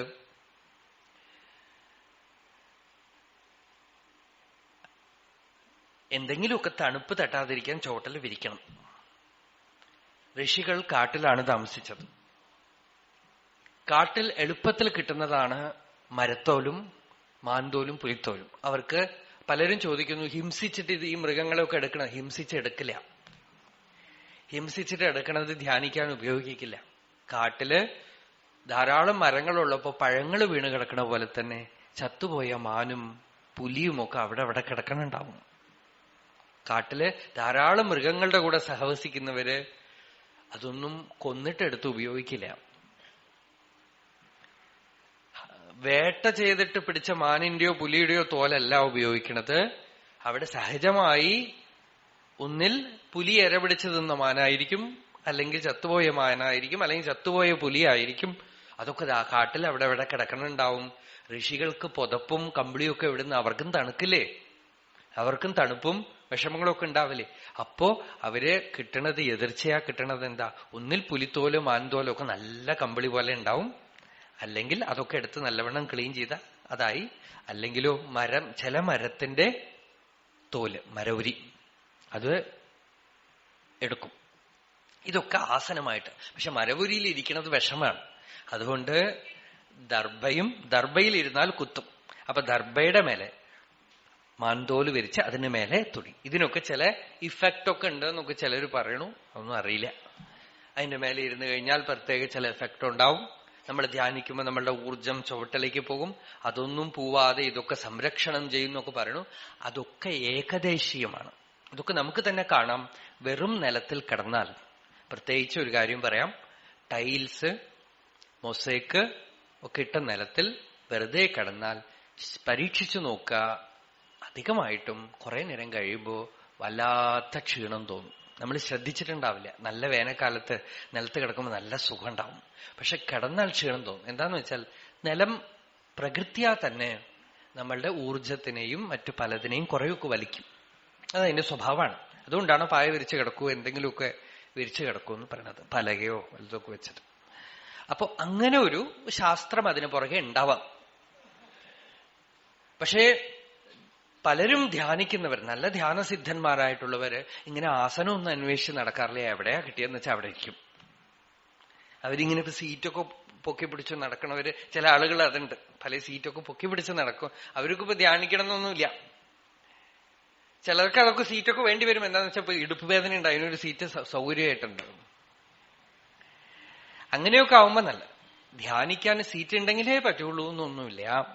എങ്കിലും ജനറലായിട്ട് ഒരു നിയമം പറയുമ്പോ ഭഗവാൻ പറഞ്ഞു, ശുദ്ധമായ സ്ഥലത്ത് ആസനം വിരിച്ച് അവിടെ ഇരുന്ന് തത്ര ഏകാഗ്രം മനഃകൃത്വ, അവിടെ ഇരുന്നിട്ട് മനസ്സിനെ ഏകാഗ്രമാക്കി യഥചിത്ത ഇന്ദ്രിയക്രിയ, പ്രാണന്റെയും, നമ്മൾ ഇരുന്ന് കഴിഞ്ഞാൽ, നിശ്ചലമായി കഴിഞ്ഞാൽ നമ്മളുടെ ഉള്ളിൽ അനേക വിധത്തിലുള്ള ശക്തിസ്പന്ദനങ്ങളും പ്രവാഹങ്ങളും ഒക്കെ നമുക്ക് കാണാം.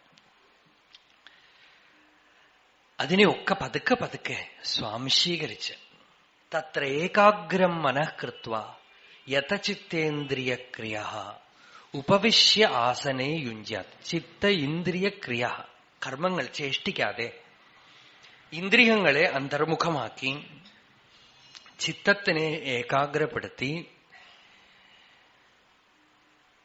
യോഗമാത്മവിശുദ്ധയെ, യോഗത്തിന് തയ്യാറാവുക. എന്തിനാ? ആത്മവിശുദ്ധിക്ക്. ആത്മവിശുദ്ധി എന്ന് വെച്ചാൽ ആത്മാനുഭവം തെളിഞ്ഞു കിട്ടാനായിട്ടുള്ള ധ്യാനത്തിന് തയ്യാറെടുക്കുമെന്ന്. ഇത്രയും ആയി കഴിയുമ്പോ പതുക്കെ നമ്മളെ തന്നെ ശ്രദ്ധിച്ചു തുടങ്ങാണ്. ഇത്രയും ശരീരം നിശ്ചലമായി ഒരിടത്ത് ചലിക്കാതെയിരുന്നു, സുഖാസനത്തിലിരുന്നു. കാലും കൈയൊന്നും വേദനിക്കാതെ എങ്ങനെ ഇരുന്നാൽ ഇരിക്കാമോ അങ്ങനെ ഇരുന്നിട്ട് യുഞ്ജ്യാദ്യോഗം ആത്മവിശുദ്ധയെ, അങ്ങനെ യോഗം ചെയ്യാം. അടുത്ത ശ്ലോകം എങ്ങനെ ഇരിക്കണം? തത്രൈകാഗ്രം പറഞ്ഞു ശ്ലോകം. തത്രൈകാഗ്രം മനഃകൃത്വാ യഥചിത്തേന്ദ്രിയക്രിയഃ ഉപവിശ്യാസനേ യുഞ്ജ്യാത് യോഗമാത്മവിശുദ്ധയേ സമം കായശിരോഗ്രീവം ധാരയന്നചലം സ്ഥിരഃ സംപ്രേക്ഷ്യ നാസികാഗ്രം സ്വം ദിശശ്ചാനവലോകയൻ പ്രശാന്താത്മാ വിഗതഭീഃ ബ്രഹ്മചാരിവ്രതേ സ്ഥിതഃ മനഃ സംയമ്യ മच्चित्तो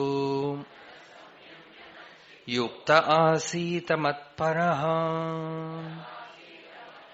യുഞ്ജന്നേവം സദാത്മാനം യോഗീ നിയതമാനസഃ ശാന്തിം നിർവാണപരമാം മത്സംസ്ഥാമധിഗച്ഛതി. അവിടെ ആസനത്തിലിരുന്ന് സമം കായ ശിരോഗ്രീവം, ഒക്കെ ഒറ്റ സ്ട്രെയിറ്റ് ആയിട്ട്, സമം കായ ശിരോഗ്രീവം. ശിരഹ എന്ന് വെച്ചാൽ തല, ഗ്രീവം എന്ന് വെച്ചാൽ കഴുത്ത്, കായം എന്ന് വെച്ചാൽ ഈ കബന്ധം, കഴുത്തിൽ നിന്നും ചുവട്ടിലേക്ക് ഉള്ള ആ നട്ടെല്ലിന്റെ ഭാഗം. ഇതൊക്കെ കൂടി ചേർന്ന് കഴിയുമ്പോഴാണ് നമ്മളുടെ ധ്യാനത്തിന്റെ ഭൂമികകൾ തയ്യാറാവണത്. യോഗികളുടെ ഭാഷയിൽ പറഞ്ഞാൽ മൂലാധാരം മുതൽ സഹസ്രാരം വരെ ഉള്ള സ്ഥാനങ്ങൾ. മൂലാധാരം മുതൽ സഹസ്രാരം വരെ. മൂലാധാരം, പിന്നെ സ്വാധിഷ്ഠാനം, മണിപൂരകം, അനാഹതം, വിശുദ്ധി, ആജ്ഞ, സഹസ്രാരം. സാധാരണ താന്ത്രികന്മാര് പറയണത് കുലകുണ്ടലിനി എന്നൊരു ശക്തി മൂലാധാരത്തിലുണ്ടെന്നും ആ ശക്തി അവിടെ നിന്നും ഓരോ മണ്ഡലങ്ങളായി കടന്ന് സഹസ്രാരത്തിലേക്ക് പോകുമെന്നും. ഈ ഭാവന ഒരുപാട് ആളുകളെ വഴിതെറ്റിച്ചിട്ടുണ്ട്. ഒരു പാമ്പുണ്ടെന്നും ആ പാമ്പ് അവിടുന്ന് പുറപ്പെടുന്നൊക്കെ ധരിക്കാം. അതൊക്കെ ആരംഭത്തിൽ നമുക്കൊരു എക്സൈറ്റ്മെന്റ് ഉണ്ടാക്കും. കോൺഷ്യസ് ആയിട്ട് ആ ശക്തി ഉണരുന്നത് ആർക്കും അറിയാൻ പറ്റില്ല. ആ ശക്തി ഉണരുന്നത് ഒന്നിൽ സദ്ഗുരുവിന്റെ കൃപ കൊണ്ടാണ്, അല്ലെങ്കിൽ ആത്മവിചാരം ചെയ്യുന്ന ജ്ഞാനികളിൽ നമ്മൾ ഈ പറഞ്ഞ ഹൃദയഗ്രന്ഥിയുടെ ചലനമേ ഇല്ലാതാവുമ്പോ മനസ്സെന്ന് പറയുന്ന ആ വസ്തു അല്ലെങ്കിൽ ആ ശക്തി ഈ മണ്ഡലങ്ങളെയൊക്കെ കടന്ന് യോഗികൾ പറയുന്ന അനുഭവമൊക്കെ ശരീരമണ്ഡലത്തിൽ നടക്കും. പക്ഷേ ജ്ഞാനനിഷ്ഠനായ ജ്ഞാനിക്ക് അതൊരു പ്രശ്നമേ അല്ല. ഇതൊക്കെ യോഗികൾ പറയുന്ന അനുഭവമണ്ഡലങ്ങളിലൂടെ ഒക്കെ മനസ്സ് കടന്നു പോകും. പക്ഷെ ധ്യാനനിഷ്ഠനായ ജ്ഞാനിക്ക് അതൊരു പ്രശ്നമേ അല്ല. മൂലാധാരം, സ്വാധിഷ്ഠാനം, മണിപൂരകം എന്നൊക്കെ പറയുന്ന ചക്രങ്ങള് ഭോഗമണ്ഡലങ്ങളാണ്. മനുഷ്യന് ഭോഗപ്രധാനമായ പ്ലെയിൻസ് ആണ്.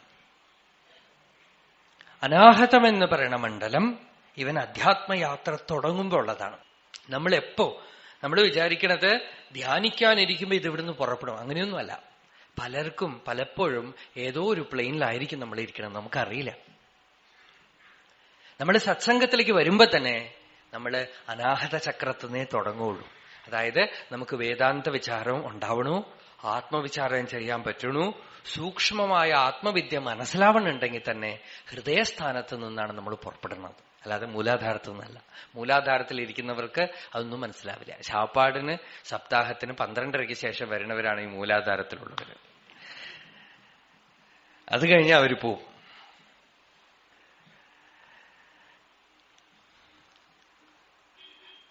എപ്പോഴാണോ നമുക്ക് സൂക്ഷ്മ വിഷയങ്ങൾ മനസ്സിലായി തുടങ്ങണത്, സൂക്ഷ്മമായ അനുഭവമണ്ഡലത്തിൽ ശ്രദ്ധയുണ്ടായി തുടങ്ങണത്, അപ്പൊ തന്നെ അമൃതനാഡിയിലൂടെ നമ്മളുടെ ചിത്തം പ്രവഹിച്ചു തുടങ്ങിയെന്നാണ്.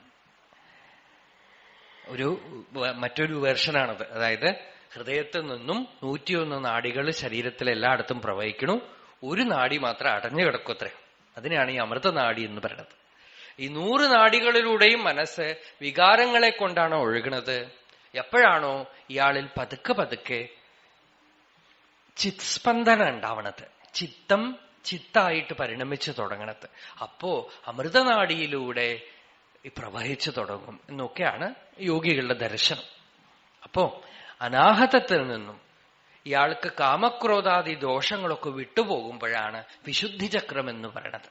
കാമക്രോധങ്ങളുടെ തടസ്സമൊന്നുമില്ലാതെ ആവുമ്പോഴാണ് ഇയാൾക്ക് വിശുദ്ധി ചക്രം എന്ന് പറയണം. അത് കഴിഞ്ഞ് മനസ്സില്ലാതാവുമ്പോ, എന്നുവെച്ചാൽ നമ്മൾ സാധാരണ പ്രവർത്തിക്കുന്നത് എന്താ? മനസ്സുകൊണ്ടാണ്, അല്ലെ? ഇന്ന സ്ഥലത്തേക്ക് പോകണം, ഇതെനിക്കിഷ്ടമുണ്ട്, ഇതെനിക്കിഷ്ടല്ല, ഇന്നത് പറയണം, ഇന്നത് പറയാൻ പാടില്ല എന്നൊക്കെ തീരുമാനിച്ച് ചിന്തിച്ച് ആലോചിച്ച് പഠിച്ച് ഒക്കെ ചെയ്യലാണ് സാധാരണ. അങ്ങനെയൊന്നും അല്ലാതെ മനസ്സല്ലാത്ത അതീന്ദ്രിയമായൊരു ശക്തി പ്രവർത്തിച്ചു തുടങ്ങുകയും ഇൻറ്റ്യൂഷൻ കൊണ്ട് ഒരാൾ ജീവിച്ചു തുടങ്ങുകയും ചെയ്യുമ്പോൾ, മനസ്സിന്റെ വികാരങ്ങൾ കൊണ്ടല്ലാതെ ഉയർന്ന ഒരു മണ്ഡലത്തിൽ നിന്നുള്ള ആജ്ഞയ്ക്കനുസരിച്ച് ആ ശരീരം പ്രവർത്തിച്ചു തുടങ്ങുമ്പോഴാണ് ആജ്ഞാചക്രം എന്ന് പറയുന്നത്. അയാൾ യന്ത്രമായിട്ട് തീരാണ്. അതിനും മേലെ മനസ്സിന്റെ മണ്ഡലം തന്നെ കടന്ന് കേവലമായ സ്വാനുഭൂതിയുടെ മണ്ഡലമാണ് സഹസ്രാരം എന്ന് പറയണത്. ആ മണ്ഡലത്തിൽ ഒരാൾക്ക് സ്വാനുഭൂതി ഉണ്ടായാലും പിന്നെയും ആജ്ഞാചക്രത്തിലോ ഹൃദയസ്ഥാനത്തിലോ ഒക്കെ ഇരുന്നു കൊണ്ടേ ലോകത്തിൽ വ്യവഹരിക്കാൻ പറ്റുള്ളൂ. ഇതൊക്കെ യോഗ വിഷയങ്ങൾ. ഇതൊക്കെ പറഞ്ഞാൽ നിങ്ങൾക്ക് എന്തോ വലിയ തേങ്ങാക്കൊലയാണെന്ന് തോന്നുമല്ലോ. അതിനു വേണ്ടിയിട്ടാണ് പറയണത്. ഇതൊക്കെ ഇങ്ങനെ കാര്യമായിട്ട് ധരിച്ച് എന്തോ ഉണ്ടെന്ന് തോന്നും, അല്ലെങ്കിൽ ഇപ്പൊ ഒന്നുമില്ലാന്ന് തോന്നുമല്ലോ. അതുകൊണ്ട് പറയാണ്, ഇതൊക്കെ അങ്ങോട്ട് വളരെ ഗൗരവമായിട്ടൊന്നും എടുക്കണ്ട. വളരെ ഗൗരവമായിട്ട് എടുത്താൽ ഉറുമ്പ് കയറിയ കുണ്ടലിനിയാണെന്ന് തോന്നും. പുറകെ പല ആളുകളും തോന്നും, സ്വാമി ധ്യാനിക്കാനിരിക്കുമ്പോ എന്തോ ഒന്ന് പുറകെ ഇങ്ങനെ കയറിപ്പോണു. പലരും അങ്ങനെയൊക്കെ തമാശ പറയല്ല, ചിലർക്കൊക്കെ ഇങ്ങനെയൊക്കെ ഭാവന. ഇതൊക്കെ ഈ കേട്ട് കഴിയുമ്പോ എന്തോ ഒരു എക്സൈറ്റ്മെന്റ് വരുന്നത് കൊണ്ട് പലരും അതുകൊണ്ട് വളരെ ലൈറ്റായിരിക്കണം. വളരെ ലൈറ്റായിരുന്നാൽ പെട്ടെന്ന് ഉയർന്ന പഥത്തിലേക്ക് പോവാം. എത്ര കണ്ട് നമ്മൾ ഹൈസ്ട്രങ് ആയിട്ടിരിക്കണോ, പിടിച്ച് ബലമായിട്ട് നിന്നാൽ നമ്മൾ പെട്ടെന്ന് ക്ഷീണിച്ചു പോകും, തളർന്നു പോകും. സഹജമായിട്ടിരിക്കും. അങ്ങനെ ശുചൗ ദേശേ പ്രതിഷ്ഠാപ്യ സ്ഥിരമാസനമാ തത്രൈകാഗ്രം മനഃകൃത്വാ യഥചിത്തേന്ദ്രിയ ക്രിയ ഉപവിശ്യാസനെ യുഞ്ജ്യാത് യോഗം ആത്മവിശുദ്ധയെ സമം കായ ശിരോഗ്രീവം ധാരയൻ അചലം, ചലിക്കാതെ വയ്ക്കാം.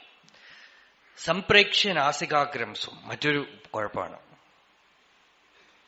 ഭഗവാൻ മൂക്കിന്റെ അറ്റത്ത് നോക്കിയിട്ട് ശങ്കരാചാര്യര് പറഞ്ഞു, പ്രയോജനം എന്തുണ്ടാവുമെന്ന് വെച്ചാൽ മൂക്കിന്റെ അറ്റത്തിനെ ധ്യാനിച്ച് അവസാനം വലിയൊരു മൂക്ക് സാക്ഷാത്കാരം ഉണ്ടാവും. മൂക്കിന്റെ അറ്റം ധ്യാനിക്കാനല്ല, ഇവ എന്നൊരു പദം അവിടെ ഉണ്ട് എന്നാണ്. സംപ്രക്ഷ്യ നാസികാഗ്രം ഇവ എന്നുവെച്ചാൽ യോഗിയുടെ ദൃഷ്ടി അന്തർമുഖമാവുമ്പോ മൂക്കിലേക്ക് നോക്കണ പോലെ ഉണ്ടാവും. എന്നുവെച്ചാൽ മനസ്സ് ദൃഷ്ടി ചലിക്കുമ്പോ മനസ്സും ചലിക്കും. ദൃഷ്ടി ചലിക്കുമ്പോൾ നമുക്ക് കാണാം, മനസ്സ് ചലിക്കും. ദൃഷ്ടി നിശ്ചലമാണെങ്കിൽ മനസ്സ് നിശ്ചലമാവും. ദിവീവ ചക്ഷുരാതത്തും എന്നാണ് വേദം പറയണത്. സ്പേസിൽ നോക്കണ പോലെ ഉണ്ടാവും എന്നാണ് ദൃഷ്ടി.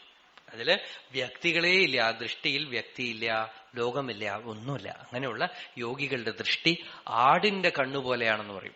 ചിലർക്ക് കണ്ണെടുത്തിട്ട് ആടിന്റെ കണ്ണ് വെക്കുമല്ലോ, അതൊന്നും നോക്കില്ല, വെറുതെ കണ്ണുപോലെ ഉണ്ടാവും അവിടെ. ആട് കണ്ണ് പോലെയാണ്. ആ ദൃഷ്ടി തുറന്നിരുന്നാലും ലോകത്തിനെ ഒന്നും അത് രജിസ്റ്റർ ചെയ്യണില്ല, ഉള്ളിൽ എടുക്കണില്ല. അത്തരത്തിലൊരു ദൃഷ്ടി. സംപ്രേക്ഷ്യ നാസികാഗ്രം സ്വം ദിശശ്ച അനവലോകയൻ. ധ്യാനിക്കാനിരിക്കുമ്പോ അങ്ങോട്ട് ഇങ്ങോട്ട് ഒന്നും നോക്കി ഡിസ്ട്രാക്റ്റഡ് ആവാതെ, ഡിസ്ട്രാക്ഷനുള്ള ഒന്നും ചുറ്റും വെക്കാതെ, ദിശശ്ച അനവലോകയന് പ്രശാന്താത്മാ. ധ്യാനിക്കുന്നതിന് മുമ്പ് തന്നെ കുറെയൊക്കെ ശാന്തി ഉണ്ടാവണം. കൊട്ടിയും കോലും കളിക്കണ പോലെയാണ്. ആ പുള്ളങ്ങനെ വെച്ചിട്ട് ആദ്യം ഒരു അടി കൊടുക്കും. അടി കൊടുത്താൽ അതിത്തിരി പൊന്തും. കുറച്ച് പൊന്തി കഴിഞ്ഞിട്ട് ഒരു അടി കൊടുത്താൽ നേരെ മേലെ പോകും. അതുപോലെ ആദ്യം തന്നെ കുറെയൊക്കെ ശാന്തമായി പ്രസന്നമായ ഭാവത്തോടുകൂടെ വേണം ധ്യാനിക്കാനിരിക്കാൻ. അവിടുന്ന് വേണം അതിനെ ഉയർത്താൻ. അപ്പോ പ്രശാന്താത്മാ. പിന്നെയോ വിഗതഭീഹി. ഭയമുണ്ടാവാൻ പാടില്ല. ഭയം എന്ന് വെച്ചാൽ പല അർത്ഥങ്ങൾ പറയും. ഒന്ന്, ധ്യാനിക്കുമ്പോ തന്നെ ഒരു തരത്തിൽ ഭയം ഉണ്ടാവും ചിലർക്ക്. അയ്യോ എന്റെ എല്ലാം പോയി പോവോ എന്നൊരു പേടി. ഈ അഹങ്കാരത്തിന് തന്റെ നാശത്തിലൊരു ഭയം വരും. പലർക്കും ധ്യാനത്തിന്റെ ഒരു ഘട്ടത്തിൽ ഒരു പേടി, കാരണമില്ലാത്തൊരു ഭയം. എന്തിനാ ഭയം വരണത് അറിയില്ല അവർക്ക്. എന്തിനോ പേടി തോന്നുന്നു. പേടി തോന്നാൻ കാരണം എന്താണെന്ന് അറിയാതൊരു ഭയം. ആ ഭയം എന്താ? അഹങ്കാരം തന്റെ ഉള്ള ഒക്കെ നഷ്ടപ്പെടുത്തി കളയോ, താൻ ഇല്ലാതാവൂ എന്നൊരു ഭയമാണ്. അതിനെ നല്ലവണ്ണം സത്സംഗത്തിലിരുന്ന് വേണ്ട വിധത്തിൽ അറിഞ്ഞാൽ ഈ അഹങ്കാരം ഞാനല്ലെന്നും അതിന്റെ ഇല്ലായ്മയിലാണ് ക്ഷേമമുള്ളതെന്നും, അതിന് സുഷുപ്തി തന്നെ ദൃഷ്ടാന്തം. സുഷുപ്തിയിൽ അഹങ്കാരം ഇല്ലാതാവണത് കൊണ്ട് ഒരു കുറവും വന്നില്ലല്ലോ, നമുക്ക് സുഖമായിരുന്നു. അതുകൊണ്ട് ഈ അഹങ്കാരം ഇല്ലാതാവണത് കൊണ്ട് നമുക്ക് ഒരു നഷ്ടവും വരാനില്ല. മരണം പോലും പരമസൗഖ്യമായ ഒരു സ്ഥലമാണെന്ന് അറിഞ്ഞാൽ ഈ അഹങ്കാരത്തിന്റെ നാശത്തിനെ ഭയപ്പെടില്ല. പിന്നെ ഭയം എന്നുള്ളതിന് സെക്യൂരിറ്റി എന്നൊരർത്ഥം. ഒന്നിൽ പരമവിരക്തനായിരിക്കണം. ധ്യാനിക്കാനിരിക്കുന്നവൻ പരമവിരക്തനായാൽ സെക്യൂരിറ്റിയെക്കുറിച്ച്, തനിക്ക് നാളെ എവിടെ ഭക്ഷണം കിട്ടും, നാളെ തന്നെ ആര് നോക്കും, തന്റെ കാര്യങ്ങളൊക്കെ ആര് ചെയ്യും, ഇത്തരത്തിലൊക്കെ വേവലാതിപ്പെടുന്ന ആള് ധ്യാനിക്കാനിരുന്ന് കഴിയുമ്പോൾ ഇതൊക്കെ ഉള്ളിൽ വരും. അതിനെ ഏതെങ്കിലും വിധത്തിൽ ജയിക്കണം. ചിലർക്ക് ചിലപ്പോൾ കുറെ പെൻഷൻ ഉണ്ടാവുമായിരിക്കും, അല്ലെങ്കിൽ ജീവിക്കാൻ വേണ്ട എന്തെങ്കിലും ഒരു വക ഉണ്ടാവുമായിരിക്കും. അതൊക്കെ അങ്ങനെ ഇരിക്കണ്ട്. ഇനിയിപ്പോ എന്തോ ഭക്ഷണത്തിനൊരു വകയുണ്ടല്ലോ, ഇരുന്നോട്ടെ ധ്യാനിക്കാം. പരമവിരക്തനാണെങ്കിൽ പാരിവർജ്യത്തിൽ തന്നെ അയാൾ സന്തുഷ്ടനാണ്. ഭഗവാൻ എന്നെ നോക്കുകയാണ്, എനിക്ക് യാതൊന്നും ഭയപ്പെടാനില്ല, ഭഗവാൻ നോക്കിക്കോളും എന്ന് വിഗതഭീ ബ്രഹ്മചാരി വ്രതേ സ്ഥിത. ബ്രഹ്മചര്യവ്രതം എന്ന് പറയണത് ധ്യാനിക്കുന്ന ആൾക്ക്, യോഗിക്ക് വളരെയധികം അനുകൂലമാണ്. ബ്രഹ്മചര്യവ്രതം എന്ന് പറഞ്ഞാൽ കാമം ഇല്ലാതാവുക മാത്രമല്ല, ബ്രഹ്മചാരി ഗുരുകുലത്തിൽ വസിച്ച് ഗുരുവിന്റെ ആജ്ഞയനുസരിച്ച് ജീവിതത്തിന് മുഴുവൻ ചിട്ടപ്പെടുത്തുന്നവനാണ്. ബ്രഹ്മത്തിൽ മനസ്സ് ചരിക്കുന്നവനാണ്. നമ്മൾ കല്യാണം കഴിയാത്ത ആളുകളെയൊക്കെ ബ്രഹ്മചാരികൾ എന്ന് വിളിക്കും. അവരൊക്കെ ബ്രഹ്മചാരികളാവില്ല. ഗൃഹസ്ഥനായ ആള് ബ്രഹ്മചാരി അല്ലാതെയും ഇരിക്കില്ല. എല്ലാത്തിനും ഒരു നിയമമൊക്കെ ഉണ്ട്. ആ നിയമമൊക്കെ അനുസരിച്ചുകൊണ്ട് ജീവിക്കുകയും അനാവശ്യമായി തന്റെ ഊർജത്തിനെ വ്യയം ചെയ്യാതിരിക്കുകയും, വേണ്ട വിധത്തിൽ കോൺഫ്ലിക്ട്സ് കൊണ്ടാണ് അധികവും ഊർജം നഷ്ടപ്പെടുന്നത്. കോൺഫ്ലിക്ട്സ് ഇല്ലാതായി ശാന്തമായി ധർമ്മത്തിൽ നിഷ്ഠനായിരുന്നുകൊണ്ട് ചിത്തശുദ്ധിയോടുകൂടെ. ഇനിയിപ്പോ ഒരാൾ സന്യാസത്തിന് പരിഭാഗനാണെങ്കിൽ പരിപൂർണമായ ബ്രഹ്മചര്യത്തോടുകൂടെ. അങ്ങനെ ഏതു വിധത്തിലാണെങ്കിലും മനസ്സിനെ ശുദ്ധമാക്കി വെച്ചുകൊണ്ട് ബ്രഹ്മചാരി വ്രതേ സ്ഥിത. ഭാഗവതത്തിൽ ഭഗവാൻ ഉദ്ധവർക്ക് ഉപദേശിക്കുമ്പോ പറയണു, പുരുഷന്മാർക്ക് ഉപദേശിക്കുമ്പോ പറഞ്ഞു, സ്ത്രീകളിൽ നിന്ന് അകന്നിരുന്ന് ധ്യാനിക്കുക. സ്ത്രീകൾക്ക് ഉപദേശിക്കുമ്പോ പുരുഷന്മാരിന്ന് അകന്നിരുന്ന് ധ്യാനിക്കാതുണ്ട്. ഇപ്പൊ ഒക്കെ കൂടെ കൂടിയിട്ടാണ് നമ്മളുടെ സ്പിരിച്വൽ സാധനയൊക്കെ ആളുകൾ നടത്തണം. അത് കാരണം ധാരാളം ആളുകളും പോണ്ട് അവിടെ. ഉദ്ധവര് പറഞ്ഞു, ഭഗവാൻ പറഞ്ഞു, സ്ത്രീണാം സ്ത്രീ സംഗിണാം ച സംഗം ത്യക്ത്വാ ദൂരത ആത്മവാൻ ക്ഷേമേ വിവിക്ത ആസീനഃ ചിന്തയേൻ മാം അതന്ത്രിത. സ്ത്രീകളുടെ അടുത്തും സ്ത്രീകളുടെ അടുത്ത് സംഘം വെക്കുന്ന ആളുകളുടെ അടുത്തും, സ്ത്രീകൾ എന്ന് പറഞ്ഞാൽ ചാരിത്രവതികളായി പവിത്രമായിട്ടുള്ള ആളുകളെ കുറിച്ച് പറഞ്ഞില്ല. സ്ത്രീ വിഷയം എന്ന് പറയുമ്പോൾ പുരുഷന്മാരെ സംബന്ധിച്ചിടത്തോളം കാമം എന്നാണ് അർത്ഥം.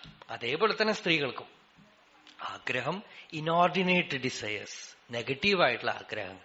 അത്തരം ആഗ്രഹങ്ങളൊക്കെ എവിടെ ഉണ്ടോ, അപ്പൊ അങ്ങനെ നോക്കിക്കഴിഞ്ഞാൽ നമുക്ക് വീട്ടിൽ TV ഇരിക്കുന്ന ആളുകൾക്ക് ആർക്കും തന്നെ മനസ്സ് പവിത്രമായി ഇരുന്നുകൊണ്ട് ധ്യാനിക്കണമെന്ന് പറയാൻ അവകാശപ്പെടാനേ സാധിക്കില്ല. അങ്ങനെ ഒരു സിറ്റുവേഷനിലാണ് നമ്മൾ, ഒരു കാലഘട്ടത്തിലാണ് ഇപ്പൊ പെട്ടിരിക്കുന്നത്. ഇതിനെന്ത് ഉത്തരം? ഭഗവത്ഗീതയിൽ പോലും ഇതിന് ഉത്തരമില്ല.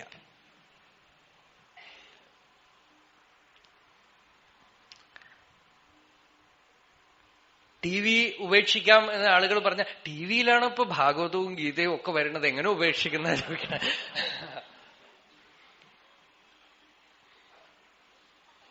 നോക്കണം, മായ എന്ന് പറഞ്ഞ ഇതാണേ. അത് എന്ത് അറിയോ, നമ്മളെ നല്ല അടിയടിക്കും. നമ്മൾ കരയാൻ തുടങ്ങുമ്പോൾ 2 ചോക്ലേറ്റ് വായിലിടും. അപ്പൊ പിന്നെയും ചിരിക്കാൻ തുടങ്ങും. എന്നിട്ട് നല്ല പെട തരും. കരയുമ്പോ ഇത്തിരി പായസമോ ചോക്ലേറ്റോ മുട്ടായോ വായിലിട്ടാൽ നമ്മൾ ആ അടിയൊക്കെ മറന്നുപോകും. ഇതുപോലെയാണ് നമ്മളുടെ TVയും. അത് എന്ത് ചെയ്യും, എല്ലാം കാണിക്കും. അതിന്റെ ഇടയിൽ ഇത്തിരി ഭാഗവതം, ഗീത, സത്സംഗം, രാമായണം ഒക്കെ ഉണ്ട്. ഇവൻ അതാണെന്ന് പറഞ്ഞിട്ടിരിക്കും. അതിന്റെ ഇടയിൽ കൂടെ അവർക്കറിയാം എന്താ കാണിക്കേണ്ടതെന്ന്.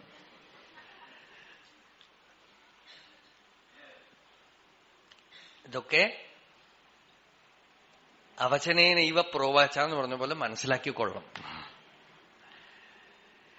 അത് നമ്മൾക്ക് ധ്യാനത്തിന് അനുകൂലമാവുകയാണെങ്കിൽ കുഴപ്പമില്ല. ഇപ്പൊ നോക്കൂ, വേറെ ഒരു ഉയർന്ന തലത്തിൽ നോക്കിയാൽ ഉള്ളിലുള്ള ആള് അതിപവിത്രനാണ്. എല്ലാ അപവിത്രങ്ങളെയും പുറമേക്ക് തള്ളാൻ അയാൾക്കറിയാം. അതുകൊണ്ട് ഇതൊക്കെ കാണുമ്പോഴും ഒരു കാര്യം മനസ്സിലാവുന്നുണ്ട്, എത്രയൊക്കെ തന്നെ കറപ്ഷനും ചളിയൊക്കെ വാരി പരസ്പരം എറിഞ്ഞുകൊണ്ടിരിക്കുകയാണ് ഇപ്പോ.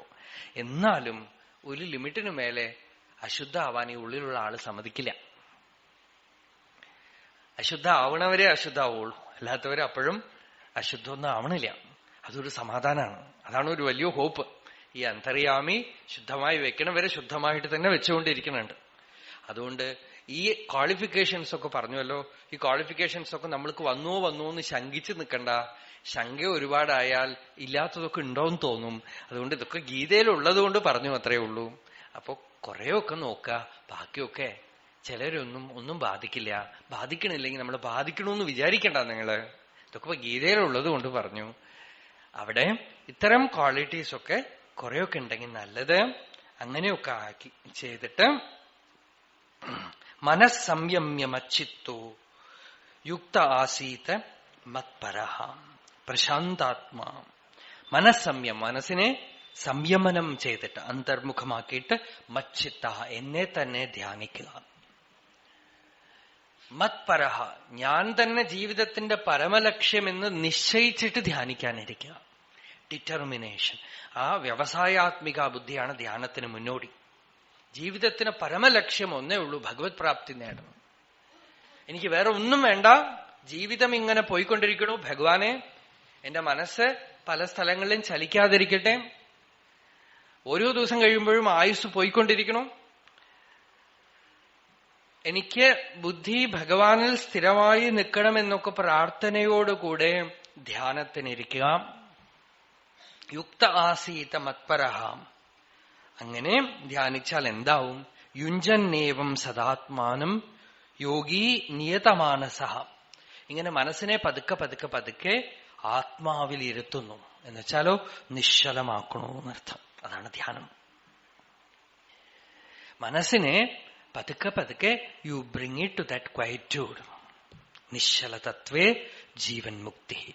ഇത്രയൊക്കെ ഇരുന്ന് ചെയ്തു കഴിഞ്ഞിട്ട് ചെയ്യണത് എന്താ? പുറമേക്ക് അലഞ്ഞുകൊണ്ടിരിക്കുന്ന മനസ്സിനെ പതുക്കെ പതുക്കെ പതുക്കെ അതിന്റെ പിറപ്പിടത്തിലേക്ക്, അതെവിടുന്ന് ഉദിക്കുന്നുവോ അവിടെ, സുഷുപ്തിയിൽ നാച്ചുറലായിട്ട് പോയി ലയിക്കണം. അല്ലേ? ഉറക്കത്തിൽ നാച്ചുറലായിട്ട് പോയിട്ട് ലയിക്കണു. ധ്യാനത്തിൽ കോൺഷ്യസ് ആയിട്ട് പോയിട്ട് ലയിപ്പിക്കുകയാണ്, ബോധപൂർവം. നാച്ചുറലിന് ഓപ്പോസിറ്റ് അൺനാച്ചുറലാണ്. പക്ഷെ ഇവിടെ അൺനാച്ചുറൽ അല്ല, നാച്ചുറൽ നമുക്ക് സിദ്ധമല്ല. Conscious process. ബോധപൂർവം മനസ്സിനെ ഹൃദയത്തിലേക്ക് കൊണ്ടുവരികയാണ്. അങ്ങനെയല്ലെങ്കിൽ പ്രാക്ടിക്കലായിട്ട് സാധാരണ തലത്തിൽ പറഞ്ഞാൽ ഇത്രയൊക്കെ ആയി ഏകാന്തത്തിലിരുന്ന് നാമം ജപിക്കുകയാണ്, ജപം ചെയ്യണം. ആദ്യമൊക്കെ ഉറക്കെ ജപം ചെയ്യാം. പതുക്കെ പതുക്കെ മനസ്സുകൊണ്ട് ജപിച്ചു പഴകാം. അനേക വിചാരങ്ങളായി ചലിക്കുന്ന മനസ്സ് ഒരു മന്ത്രത്തിൽ, ഒരു നാമത്തിൽ അങ്ങനെ സ്പന്ദിക്കാൻ തുടങ്ങുമ്പോൾ തന്നെ ധ്യാനസുഖം ഉണ്ടായി തുടങ്ങും. ചിത്തവൃത്തികൾ കുറയുമ്പോൾ തന്നെ ധ്യാനത്തിന് സുഖം ഉണ്ടായി തുടങ്ങും. അപ്പോ അനേക വൃത്തികളായി, ചിത്തവൃത്തികളായി ചഞ്ചലമായിരിക്കുന്ന മനസ്സ് പതുക്കെ പതുക്കെ ഒരേ നാമത്തില് അങ്ങനെ പതിച്ച് ആദ്യം വായുകൊണ്ട് ജപിക്കുന്നു, വാച്യം, പിന്നെ ഉപാംശു, പിന്നെ പതുക്കെ പതുക്കെ മാനസി ജപം. അങ്ങനെ മനസ്സുകൊണ്ട് ജപിക്കുമ്പോ മനസ്സ്, അനേക ചിത്തവൃത്തികളായിരിക്കുന്ന മനസ്സ് ഒരേ നാമത്തിനെ ചൊല്ലി പഠിക്കുകയാണ്. എന്നിട്ട് ഇടയ്ക്കൊക്കെ മനസ്സിനെ വിടുക, തനിയെ ജപിക്കുണ്ടോ എന്ന് നോക്കുക. ചിലപ്പോഴൊക്കെ ജപിക്കും, ചിലപ്പോ നമ്മളെ ഇങ്ങനെ പല രാജ്യങ്ങളിലേക്കും കൂട്ടിക്കൊണ്ടുപോയിട്ട് വരും. അപ്പോ പിന്നെയും ജപിക്കുക. സൈക്കിൾ ഓടിക്കാൻ പഠിപ്പിക്കുമ്പോ ഒരാളെ പിന്നാലെ പിടിച്ചിരുത്തിയിട്ട് ചവിട്ടിക്കോ, ഞാൻ പിന്നാലെ പിടിച്ചിട്ടുണ്ട് എന്ന് പറയും. കുറെ കഴിഞ്ഞാൽ നമ്മള് അറിയാതെ കുറെയൊക്കെ ചവിട്ടും, പിന്നെ പിടിച്ചിട്ടില്ല എന്ന് കഴിഞ്ഞാൽ വീഴും. അതുപോലെ ജപിക്കുമ്പോഴും മനസ്സിനെ ജപിപ്പിക്കുകയാണ്. ജപിപ്പിക്കുമ്പോ മനസ്സ് കുറച്ചു നേരം ജപിക്കും, നിർത്തിയാലോ ചിലപ്പോ വിടും. പതുക്കെ പതുക്കെ പതുക്കെ അങ്ങനെ പഴകി അവസാനം ചിത്തവൃത്തികളൊന്നുമില്ലാത്ത ചില നിശ്ചല ക്ഷണങ്ങൾ വരും. ആ നിശ്ചലതയില്, വൃത്തികളൊന്നും ചലിക്കാത്ത ആ നിശ്ചലതയില്, ആ മൗനത്തില്, ആ ശാന്തിയിൽ എത്ര നേരം ഇരിക്കാൻ പറ്റുമോ അത്രയും നേരം ഇരിക്കാം. ശാന്തിം നിർവാണപരമാം മത് സംസ്ഥാം അധിഗച്ഛതി. നിർവാണസ്വരൂപം. നിർവാണം എന്ന് വെച്ചാൽ കത്തിത്തീരുക എന്നാണ് അർത്ഥം. ഒരു വിളക്ക് കത്തി, നിർവാപിതം, കത്തിത്തീർന്നു. അതുപോലെ മനസ്സ് അതിന്റെ ചിത്തവൃത്തികളൊക്കെ വിട്ട് സ്ഥിമിത സലിലരാശി പ്രഖ്യം. ചില രാഷ്ട്രങ്ങളില്, പാശ്ചാത്യ ദേശങ്ങളിലൊക്കെ കടലൊക്കെ അങ്ങനെ ഫ്രോസൺ ആയിട്ട് നിൽക്കുമത്രേ. അലകളൊക്കെ ചിലപ്പോ അങ്ങനെ പൊന്തിയിട്ട് ഐസായിട്ടൊക്കെ നിൽക്കുന്നൊക്കെ പറയണം. കണ്ടിട്ടുള്ളവരുണ്ടാവും. അതുപോലെ ചലിച്ചുകൊണ്ടിരിക്കുന്ന മനസ്സങ്ങനെ നിശ്ചലമാവാണ്. സ്ഥിമിത സലിലരാശി പ്രഖ്യം. അങ്ങനെ നിശ്ചലമായ ക്ഷണങ്ങളില് നിർവാണപരമാം ശാന്തിം. ശാന്തി എന്ന് പറയുന്നത് ഒരിക്കലും മനസ്സിൽ നിന്ന് വരില്ല. മനസ്സ് വഴിവിട്ടുകൊടുക്കുമ്പോ ആത്മാവിൽ നിന്ന് വരുന്ന അനുഭവത്തിനാണ് ശാന്തി എന്ന് പറയുന്നത്. ശാന്തി വരുമ്പോ ആ ശാന്തി, സുഷുപ്തിയിലൊരു സുഖമെന്ന് പറഞ്ഞല്ലോ, ആ സുഖം മനസ്സിൽ നിന്ന് വന്നതല്ല, ആത്മാവെന്ന് വന്നതാണ്.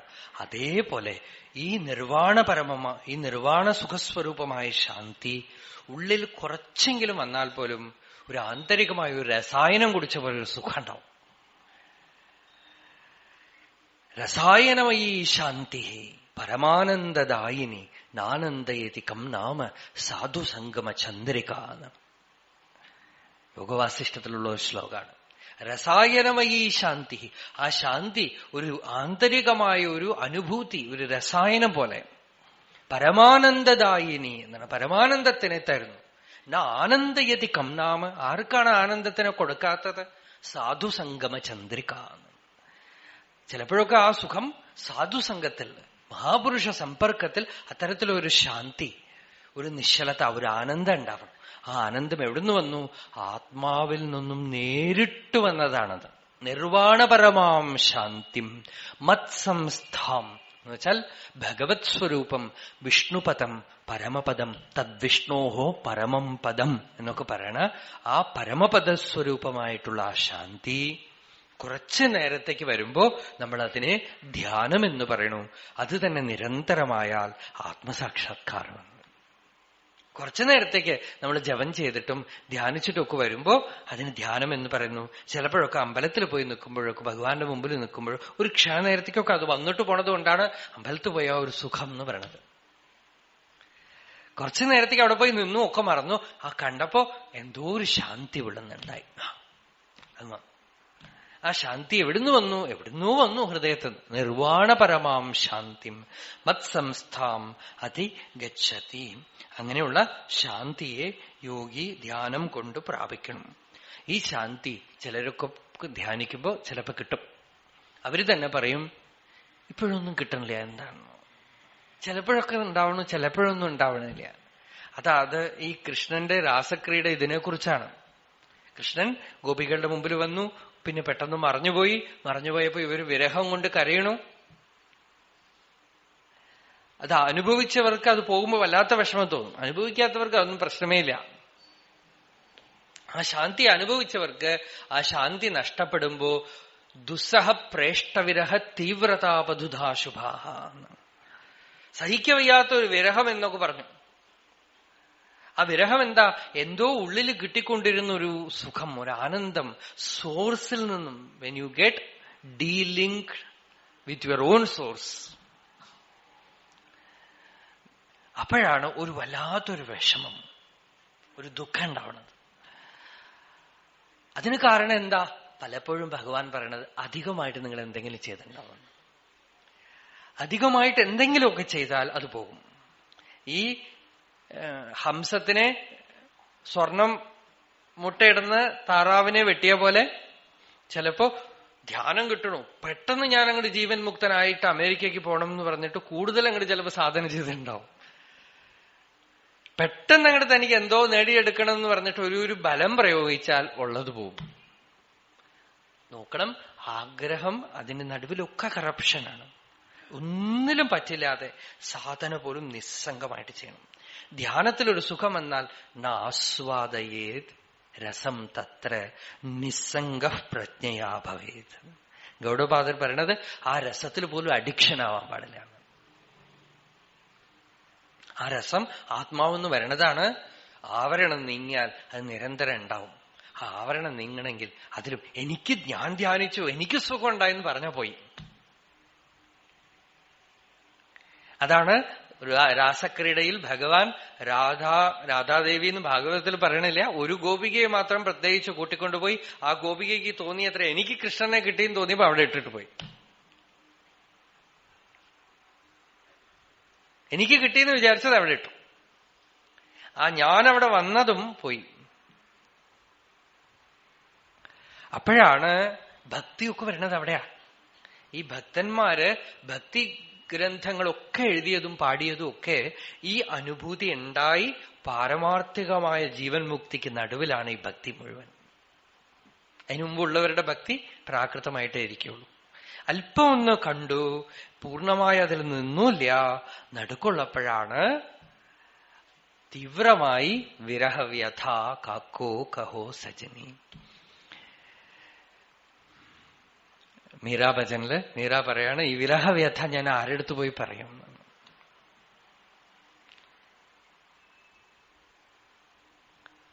ഞാൻ ആരെടുത്ത് പോയി പറയും? കാണാനില്ലല്ലോ. കണ്ടു, കണ്ടിട്ട് മറഞ്ഞു എന്നാണ് രാമലിംഗസ്വാമികൾ പറയണു. ഞാൻ കണ്ടു, വല്ലാത്ത ആശ വന്നു, പോയി. അമ്പലത്തിലാടുകിன்றார் പാങ്കിമാരെ, അവൻ ആട്ടം കണ്ട് നാട്ടം കൊണ്ടേൻ പാങ്കിമാരെ. സഖികളുടെ അടുത്ത് പറയണ പോലെ പറയണ, അമ്പലത്തിൽ ആടുന്നവനെ ഞാൻ കണ്ടു. നടരാജാവിനെ കണ്ടതാണേ, 1.5 വയസ്സിൽ കണ്ടതാ. ഓർമ്മ വെച്ചിട്ട് അദ്ദേഹത്തിന് 10-12 വയസ്സായപ്പോ ഓർമ്മ വന്നു അത്ര. 9 വയസ്സിൽ കണ്ട നടരാജാവിന്റെ തിരുനടനം കണ്ടിട്ട് പറഞ്ഞു, ഞാൻ കണ്ടു, അവനും എനിക്കും ജാതകം ചേരുമോ എന്ന് നോക്കി പറഞ്ഞു തരുമെന്നാണ്. അവനെ കാണാനില്ല. ഇപ്പോ ഈ പാട്ടുകളൊക്കെ വരുന്നത് ആ തലത്തിലാണ്. അദ്ദേഹം തന്നെ പറഞ്ഞു, ഹൃദയം ആടിക്കഴിഞ്ഞിട്ടാണ് പാട്ട് വരുന്നത്. ഇന്നലെ പോലും നമ്മുടെ രാമസ്വാമി മാമാവിന്റെ അടുത്ത് പറഞ്ഞു, ത്യാഗരാജ കീർത്തനമൊക്കെ കാണുമ്പോ ഇരുന്ന് എഴുതാനൊന്നും പറ്റില്ല. നമ്മൾ എഴുതി ഉണ്ടാക്കിയാൽ അതൊന്നും കീർത്തനമൊന്നും ആവില്ല.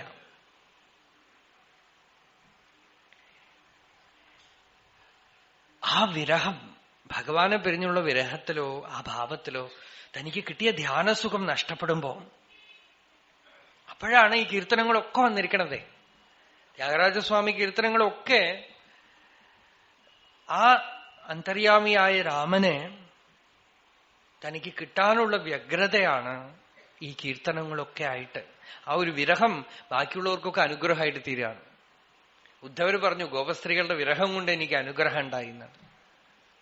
എന്താന്ന് വെച്ചാൽ അവരുടെ വിരഹം കൊണ്ട് അവരുടെ ആ ഭാവമൊക്കെ ഞാൻ കണ്ടുവല്ലോ. അപ്പൊ വിരഹം ഒരു അനുഗ്രഹമായിട്ട് തീരുകയാണ് നമുക്ക്. അപ്പൊ ആ ഒരു ഭാവത്തിലാണ് ഈ കീർത്തനങ്ങളൊക്കെ രചിക്കപ്പെടുന്നത്. രാമലിംഗസ്വാമികൾ പറഞ്ഞു, എങ്ങനെയാ ഈ പാട്ടൊക്കെ പാടിയെന്ന് ചോദിച്ചപ്പോ വളരെ പ്രസിദ്ധമായ ഒരു പാട്ടുണ്ട്, സിനിമയിലൊക്കെ വന്നു പണ്ട്. രാമലിംഗസ്വാമികളുടെ പാട്ടാണത്. ചിലരൊക്കെ അത് കണ്ണദാസന്റെ പാട്ടാണെന്ന് ധരിച്ചു വെച്ചിട്ടുണ്ട്. തമിഴിലുള്ളൊരു പാട്ട്. മയില് ആടുന്നത് കണ്ടു. എന്നെ പാട്ടത്? വാനത്തിൻ മീത് മയിലാട കണ്ടേൻ, മയിൽ കുയിലാച്ചുതടി കിളിയേ മയിൽ കുയിലാച്ചുതടി. മയില് കുയിലായിട്ട് മാറി എന്നാണ് പാട്ട്. കേട്ട അർത്ഥം തോന്നില്ല. എന്താന്ന് വെച്ചാൽ മയില് പാടില്ലല്ലോ. മയില് നിലവിളിച്ചാൽ നമുക്ക് സഹിക്കില്ല, ഹാർട്ട് അറ്റാക്ക് വരും. ഞങ്ങളൊക്കെ പറയാം, ആശ്രമത്തില് രമണാശ്രമത്തിൽ ധാരാളം മയിലാണ്. അപ്പൊ തമാശയായിട്ട് പറയും, ഈ ആശ്രമത്തിൽ മയില് നിലവിളിക്കുന്നത് കേട്ടിട്ട് ഹാർട്ട് അറ്റാക്ക് വന്നിട്ടില്ലെങ്കിൽ പിന്നെ എന്ത് ശബ്ദം കേട്ടാലും വരില്ല, പെട്ടെന്ന് അങ്ങോട്ട് നിലവിളിക്കും, ബഹളം കൂട്ടും. അത്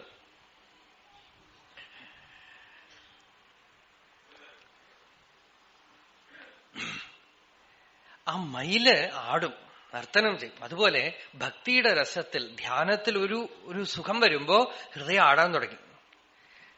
പെട്ടെന്ന് ആ മയിൽ അങ്ങോട്ട് കുയിലായിട്ട് മാറിയെന്നാണ്. മയിൽ കുയിലാച്ചതടി. മയില് പാടാൻ തുടങ്ങിയ കുയിലായി, മധുരമായി പാടാൻ തുടങ്ങിയപ്പോ മയിൽ കുയിലാച്ചതടി.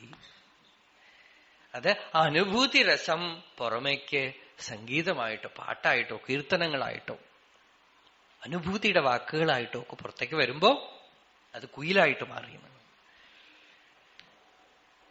ആകാശത്തിൽ ഞാൻ മയിലാടുന്നത് കണ്ടു, ഇപ്പൊ ആ മയില് കുയിലായി മാറിയിരിക്കണമെന്നാണ്.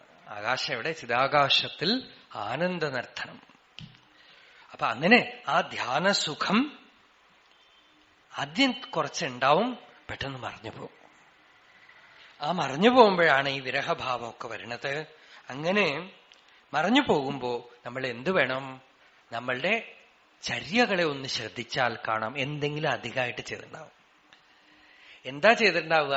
ഭഗവാൻ പറഞ്ഞു, അടുത്ത ശ്ലോകം നോക്കൂ. നാത്യശ്നതസ്തു യോഗോസ്തി നചൈകാന്തം അനശ്നതഃ നചാതിസ്വപ്നശീലസ്യ ജാഗ്രതോ നൈവ ചാർജുന ന അത്യശ്നതസ്തു യോഗോസ്തി. സമാരാധന ശാപ്പാട് വയറ് നിറയെ കഴിച്ചിട്ട് മെഡിറ്റേഷൻ എന്ന് പറഞ്ഞിരുന്നാൽ ഉറക്കമേ വരുള്ളൂ. വയറ് നിറയെ ശാപ്പാട് കഴിച്ചു, പലതരത്തിലുള്ള ഭക്ഷണമൊക്കെ കഴിച്ചിട്ട് ധ്യാനിക്കാൻ പറ്റില്ല. ഒരുപാട് തിന്നുന്നവന് എവിടുന്ന് ധ്യാനം വരും? വരില്ല. ന അത്യശ്നതസ്തു യോഗ അസ്തി. അതുമല്ല, ഒരുപാട് വയറിൽ പലതും കയറ്റി വെച്ചിട്ട് ധ്യാനിക്കാനിരുന്നാൽ നാഡീ നരമ്പുകളിലൊക്കെ ബ്ലോക്കേജ് ഉണ്ടാവും, പല വിധത്തിലുള്ള തടസ്സം ഉണ്ടാവും. ശരി, അത് പറഞ്ഞ് ഞാൻ ഒറ്റ അടിക്ക് അങ്ങോട്ട് ഉപവാസം ഇരിക്കാൻ പോവാന്ന് പറഞ്ഞാൽ സിദ്ധി കൂടും. നചൈകാന്തം അനശ്നത. സമാധിയിലിരുത്താൻ പെട്ടെന്ന് നമ്മളെ, അല്ലേ? ഭക്ഷണം കഴിക്കാതെയും ഒട്ടും കഴിക്കാതെ ഇരുന്നാലോ അപ്പോഴും ധ്യാനിക്കാനുള്ള ഊർജം ഉണ്ടാവില്ല. ധ്യാനിക്കാനുള്ള ഊർജം ഉണ്ടാവും. അപ്പൊ നമ്മളുടെ മോഡറേഷൻ എന്താണെന്ന് നമ്മൾ അറിഞ്ഞുകൊള്ളണം. ഒരുപാട് വലിച്ചുവാരി തിന്നിട്ടുണ്ടെങ്കിലും നമ്മൾക്ക് ധ്യാനസുഖം ഉണ്ടാവില്ല. ഭക്ഷണം കഴിച്ചിട്ടില്ലെങ്കിലും ധ്യാനസുഖം ഉണ്ടാവില്ല. സാധാരണ രാത്രി ഭക്ഷണം കഴിച്ച് രാവിലെ ആവുമ്പോഴേക്കും ജീർണിച്ച് ബ്രാഹ്മ മുഹൂർത്തത്തിൽ വയറൊക്കെ ഇങ്ങനെ കാലിയായിരിക്കുമ്പോൾ സുഖമായിട്ട് ധ്യാനിക്കാം. ഒരു 9-10 മണി കഴിയുമ്പോൾ പതുക്കെ വിശക്കാൻ തുടങ്ങുമ്പോൾ പിന്നെ ധ്യാനമൊക്കെ പോയി. അപ്പൊ വല്ലതുമൊക്കെ കൊടുക്കണം, ഭിക്ഷ എന്തെങ്കിലുമൊക്കെ ഉള്ളിലേക്ക് പോയാൽ, കുറച്ച് ഭക്ഷണം എന്തെങ്കിലും ലൈറ്റായിട്ട് ഉള്ളിൽ പോയാൽ പിന്നെ കുറച്ചു നേരം അങ്ങനെ ഇരിക്കാം. നചൈകാന്ത മനശ്നത നചാതിസ്വപ്നശീലസ്യ. ഒരുപാട് സ്വപ്നം കാണുന്നവനും ധ്യാനിക്കാൻ പറ്റില്ല. കൂടുതൽ ഉറങ്ങിയാൽ സ്വപ്നം കാണും.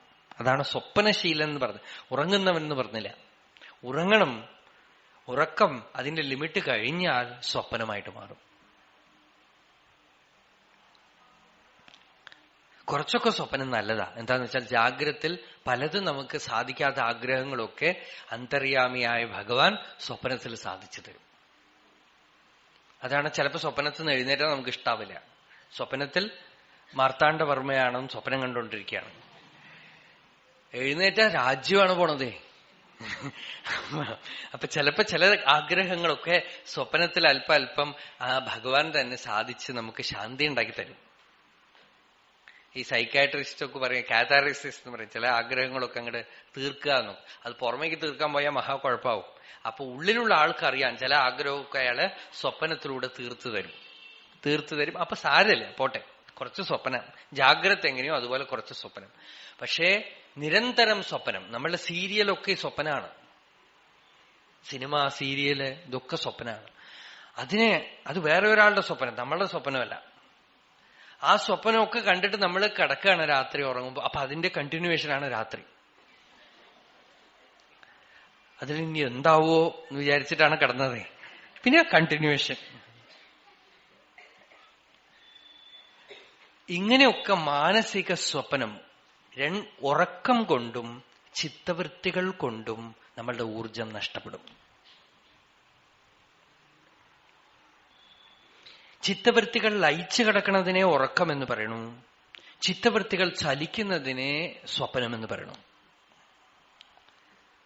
ഉറക്കം കൊണ്ടും ചിത്തവൃത്തികൾ കൊണ്ടും ഊർജം നഷ്ടപ്പെടും. കൂടുതൽ ഉറങ്ങിയാൽ ഊർജം നഷ്ടപ്പെടും. കൂടുതൽ ചിന്തിച്ചാൽ ഊർജം നഷ്ടപ്പെടും. സ്വപ്നം കണ്ടാൽ ഊർജം നഷ്ടപ്പെടും. വിജിലന്റായി, അലേർട്ടായിട്ട് ചിത്തവൃത്തികളൊന്നും വരാതെ ശാന്തമായിരുന്നാൽ നമ്മൾക്കറിയാത്തൊരു സോഴ്സിൽ നിന്ന് ധാരാളം ഊർജം വലിച്ചെടുക്കും നമ്മള്. അതിനെയാണ് ധ്യാനം എന്ന് പറയുന്നത്. ചിത്തവൃത്തികൾ ഉണ്ടാവണില്ല, ഉറങ്ങുന്നുമില്ല, നിശ്ചലമായിട്ടിരിക്കുന്നു, ശാന്തമായിട്ടിരിക്കുന്നു. ടോണിക്ക് കുടിച്ച പോലെ ആവും. അപ്പോ എന്നാൽ ശരീരത്തിന് ഉറക്കം വേണം. അപ്പൊ എന്താ, കുറച്ച് ഉറങ്ങണം. എത്ര കണ്ട് വേണോ അത്ര കണ്ട് ഉറങ്ങണം. ഉറങ്ങിക്കഴിഞ്ഞാൽ ചിലപ്പോ നമുക്ക് കാണാം, കൂടുതൽ ഉറങ്ങിയാൽ പിന്നെ എഴുന്നേറ്റ് ആ ക്ഷീണം തീർക്കാൻ ആദ്യം ഉറങ്ങണം. ചിലപ്പോ അല്പം ഉറങ്ങിയാൽ എഴുന്നേറ്റാ ഫ്രഷ് ആയിട്ടിരിക്കും. അപ്പൊ എത്ര കണ്ട് ഉറങ്ങണം ഒക്കെ പഠിക്കുക. ന അത്യശ്നതസ്തു യോഗോസ്തി നചൈകാന്ത മനശ്നത നചാതിസ്വപ്നശീലസ്യ. അതുപോലെ ഉറങ്ങാതെയിരിക്കണം ഒരാള്, അയാൾക്ക് ധ്യാനിക്കാൻ പറ്റില്ല. ജാഗ്രതോ നൈവ ചാർജുന. അടുത്ത ശ്ലോകം നോക്കും. യുക്താഹാരവിഹാരസ്യ യുക്തചേഷ്ടസ്യ കർമ്മസു യുക്തസ്വപ്നാവബോധസ്യ യോഗോ ഭവതി ദുഃഖഃ. എല്ലാത്തിലും യുക്തമായിട്ടിരിക്കുക എന്ന്. ഇവിടെ ആചാര്യസ്വാമികൾ ചില മന്ത്രങ്ങളൊക്കെ ഉദ്ധരിക്കുന്നുണ്ട് ഭക്ഷണം കഴിക്കുന്ന കാര്യത്തിൽ. യദുഹവാ ആത്മസംമിതം അന്നം തദവതി. ബൃഹദാരണ്യകോപനിഷത്തിലെ മന്ത്രമാണ്. യദുഹവാ ആത്മസംമിതം അന്നം തദവതി.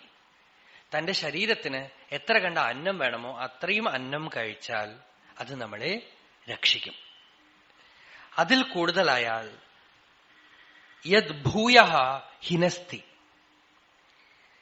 കനീയഃ അന്നം ന തദവതി. അല്പമായിട്ട് കഴിച്ചാൽ നമുക്ക് പോരാ, കൂടുതലായിട്ട് കഴിച്ചാലോ ആ അന്നം തന്നെ നമ്മൾ മൃത്യുവിന് കാരണമായിട്ട് തീരും. പല രോഗങ്ങളായിട്ടും ഒക്കെ. അശനാപിപാസേ വൈ മൃത്യുഹു എന്നൊരു ചൊല്ലുണ്ട്. വിശപ്പും ദാഹവും തന്നെ മൃത്യുവായിട്ട് തീരുന്നതാണ്.